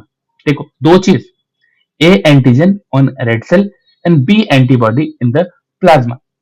अभी हमारा जो बी ग्रुप है, has only B antigen on red cell and A antibody in plasma. देखो, डिफरेंस देखना, ठीक है। And जो हमारा ए बी ग्रुप है, has both A and B antigen on red cell but neither A nor B antibody in plasma. जो हमारा O blood group है नीदर ए और B antigen on red cell but both A B antibody are in the plasma. क्या देख रहे हो? यहाँ पे हम रेड सेल एंड एंटीबॉडी, इन दोनों के बारे में देख रहे हैं। जब हम ब्लड ग्रुप ए के बारे में बात करते हैं तो इसके साथ हमें क्या है, सिर्फ ए एंटीजन दिखता है रेड सेल में एंड एंटीबॉडी में बी दिखता है। ठीक है, जब हम ब्लड ग्रुप बी के बारे में बात करते हैं तो हमें क्या है, रेड सेल में बी एंटीजन दिखता है और एंटीबॉडी में ए एंटीबॉडी दिखता है। जब हम प्लाज्मा के बारे में बात करते हैं, ए एंटीबॉडी इन द प्लाज्मा। जब हम ए बी ग्रुप के बारे में बात कर रहे हैं तो इसमें क्या, ए और बी दोनों तरह के एंटीजन होते हैं रेड सेल में, लेकिन ना ही ए और ना ही बी एंटीबॉडी होता है प्लाज्मा में। यहां पे प्लाज्मा में ए बी दोनों एब्सेंट है जब हम ए बी ग्रुप के बारे में बात करते हैं। जब हम ओ ग्रुप के बारे में बात कर रहे हैं, यहां पे क्या देख रहे हैं, एंटीजन गायब है लेकिन एंटीबॉडी दोनों तरीके का है प्लाज्मा में। एंड इसी कारण से आप देखोगे जो हमारा टाइप ओ निगेटिव होता है, ये क्या होता है, ये यूनिवर्सल रेड सेल डोनर होता है। ठीक है, और जो हमारा यूनिवर्सल प्लाज्मा डोनर है वो कौन है, वो है ए बी पॉजिटिव। अभी देखो क्यों यूनिवर्सल रेड सेल डोनर क्यों है, क्योंकि यहाँ पे ना ही ए एंटीजन ना ही बी एंटीजन, दोनों में से किसी तरह का एंटीजन नहीं होता है रेड ब्लड सेल में, तो ये रेड ब्लड सेल डोनेट कर सकता है हर किसी को। मिसमैच तो नहीं होगा क्योंकि ए बी दोनों नहीं हो रहा है। लेकिन जब हम यूनिवर्सल प्लाज्मा डोनर के बारे में बात करते हैं तो ये जो हमारा ए बी पॉजिटिव है, क्यों, क्योंकि यहाँ पे ना ही ए एंटीबॉडी होता है ना ही बी एंटीबॉडी होता है, दोनों में से किसी भी तरह का एंटीबॉडी नहीं होता है, तो यहाँ पे भी मिसमैच नहीं होगा, मिसमैच नहीं होना चाहिए। ठीक है, अभी देखो donating blood bye compatibility type, ये बहुत इंपॉर्टेंट है। देखो ब्लड जब डोनेट किया जाता है during a blood transfusion, a patient must receive a compatible blood type. If incompatible blood type is given, red blood cell may clump together, forming clots that can block vessel and may be fatal. इसीलिए आप देखोगे हर एक का A positive, O positive, B positive, A B positive, A negative, O negative, B negative, A B negative. अभी देखो ये किसको किसको डोनेट कर सकते हैं, यहाँ पे आता है। देखो ए पॉजिटिव जो है वो ब्लड किसको किसको डोनेट करता है, ए पॉजिटिव को कर ही सकता है एंड साथ ही साथ ए बी पॉजिटिव को भी कर सकता है। क्यों, क्योंकि ए पॉजिटिव ब्लड ग्रुप में ब्लड टाइप में आप देखोगे कि ए एंटीजन होता है। ठीक है, और ये ब्लड ले किससे किससे सकता है, ए पॉजिटिव से ले सकता है, ए निगेटिव से ले सकता है, ओ पॉजिटिव से ले सकता है एंड ओ नेगेटिव से ले सकता है। ये टेबल आपको बहुत ही क्लियरली समझना है। ठीक है, जब आप ये टेबल समझ जाओगे तो आपको यहाँ पे दिखेगा कि blood group are inherited similar to trait like eye colour, वही चीज आपको यहाँ पे पता चलता है। ठीक है, the chart below show the possible blood group of a child based on their parent blood type. अभी देखो पेरेंट, वो a parent one parent two, A B A B, A B और बी। ठीक है, अब यहाँ पे आपको एक चीज समझना है, ये जो ब्लड ग्रुप आपको दिख रहा है कि क्या होने पे क्या आ रहा है, तो आप देखो यहाँ पे ना आर एच फैक्टर ना बहुत इंपॉर्टेंट हो जाता है। We inherit one R H factor from each parent, हम अपने पेरेंट से एक आर एच फैक्टर इनहेरिट करते हैं, इधर आर एच पॉजिटिव और आर एच नेगेटिव। ठीक है, और आप देखोगे every individual has two R H factor, हर एक इंडिविजुअल में दो आर एच फैक्टर होता है in their blood cell which can be positive or can be negative. A person will be Rh negative only if both inherited factor are negative. If at least one Rh factor positive is present, the individual will be Rh positive. ये simple वही वाला game है, negative negative, यहाँ पे negative, अगर positive negative positive, negative positive positive. Maths की तरह मत जाना, बस ये मैंने यहाँ पे लिखा है दोनों का नेगेटिव रहा तभी नेगेटिव होगा, अदरवाइज अगर दोनों में से किसी एक का भी पॉजिटिव है तो फिर पॉजिटिव फैक्टर ही इनहेरिट होता है। ठीक है, तो इसीलिए आप यहाँ पे देखोगे पॉसिबल आर एच कॉम्बिनेशन जो दिख रहा है, positive positive R H positive, positive negative R H positive, negative negative R H negative, same, इसको ऐसे कर दो। ठीक है, एग्जाम्पल में देखो if both the parent are positive positive the child must be positive, R H positive I mean say Rh positive. If both parents are negative, the child must be negative. If one parent is positive and other is positive negative, the child has a 50% chance of being a positive or positive negative. दो are H factor मिलते हैं. A child who is negative cannot have a parent who is positive because the child must inherit at least one from their parent. सोचो उनके parents के पास positive positive ही है तो बच्चा negative कैसे हो सकता है. ठीक है. वो अभी देखो इसी चीज से हमें एक और एग्जांपल मिलता है कि जो बॉम्बे ब्लड है एक स्पेशल टाइप ऑफ ग्रुप है. There exist a rare blood group known as Bombay blood group. Approximately 1 in 10,000 Indian. 10,000 Indians में से एक इंसान इस ग्रुप का पाया जाता है. अभी इसका क्या रीजन है. देखो जैसे कि हम लोगों ने पहले भी देखा, ठीक है, कि ब्लड सेल मार्कर जो होते हैं वो डिटरमाइन होते हैं एच जीन से जिसको हम मास्टर जीन कहते हैं. ठीक है. ये आगे बढ़ के ए बी और ओ टाइप के ब्लड ग्रुप को बनाता है. अभी क्या है कि डॉक्टर्स ने क्या डिस्कवर किया था कि कुछ इंडिविजुअल ऐसे हैं जिसमें एच एच जीनोटाइप है जिसको बॉम्बे फेनोटाइप भी बोला गया है. अब इस तरह के जो ग्रुप वाले हैं ये सिर्फ और सिर्फ उन्हीं से ब्लड ले सकते हैं और उन्हीं को ब्लड दे सकते हैं. इसके अलावा कहीं और से ब्लड नहीं ले सकते. जिसके कारण जो ये बॉम्बे ब्लड ग्रुप है इसको बहुत ही ज्यादा रेयर और यूनिक बोला गया. ठीक है. अभी देखो ये रेयर क्यों. देखो हम हमेशा से ये जानते हैं ये चीज बहुत इंपॉर्टेंट. देखो एक एरिया में एक लोकेलिटी में आपस में ही मैरिज होगा. आप अपने कास्ट में ही मैरिज होगा. ठीक है. तो क्या होता है कि एक्सटेंसिव इंटरब्रीडिंग के कारण एक ही तरह के लिनिएज और क्लोज कम्युनिटी मैरिज इन सब के कारण क्या होता है कि एक रेस्ट्रिक्टेड जीन पूल डेवलप हो जाता है. एंड इस तरह के आप देखोगे बहुत जगह पे देखने को मिला है. जैसे जेविस ग्रुप जो है, पारसी कम्युनिटीज जो है, ठीक है, इन सब में आपको इस तरह का बेसिक चीज देखने को मिलता है. एक rare and unique type of blood group देखने को मिलता है. ठीक है. तो ये था बेसिकली हमारा बेसिक्स ऑफ बायो.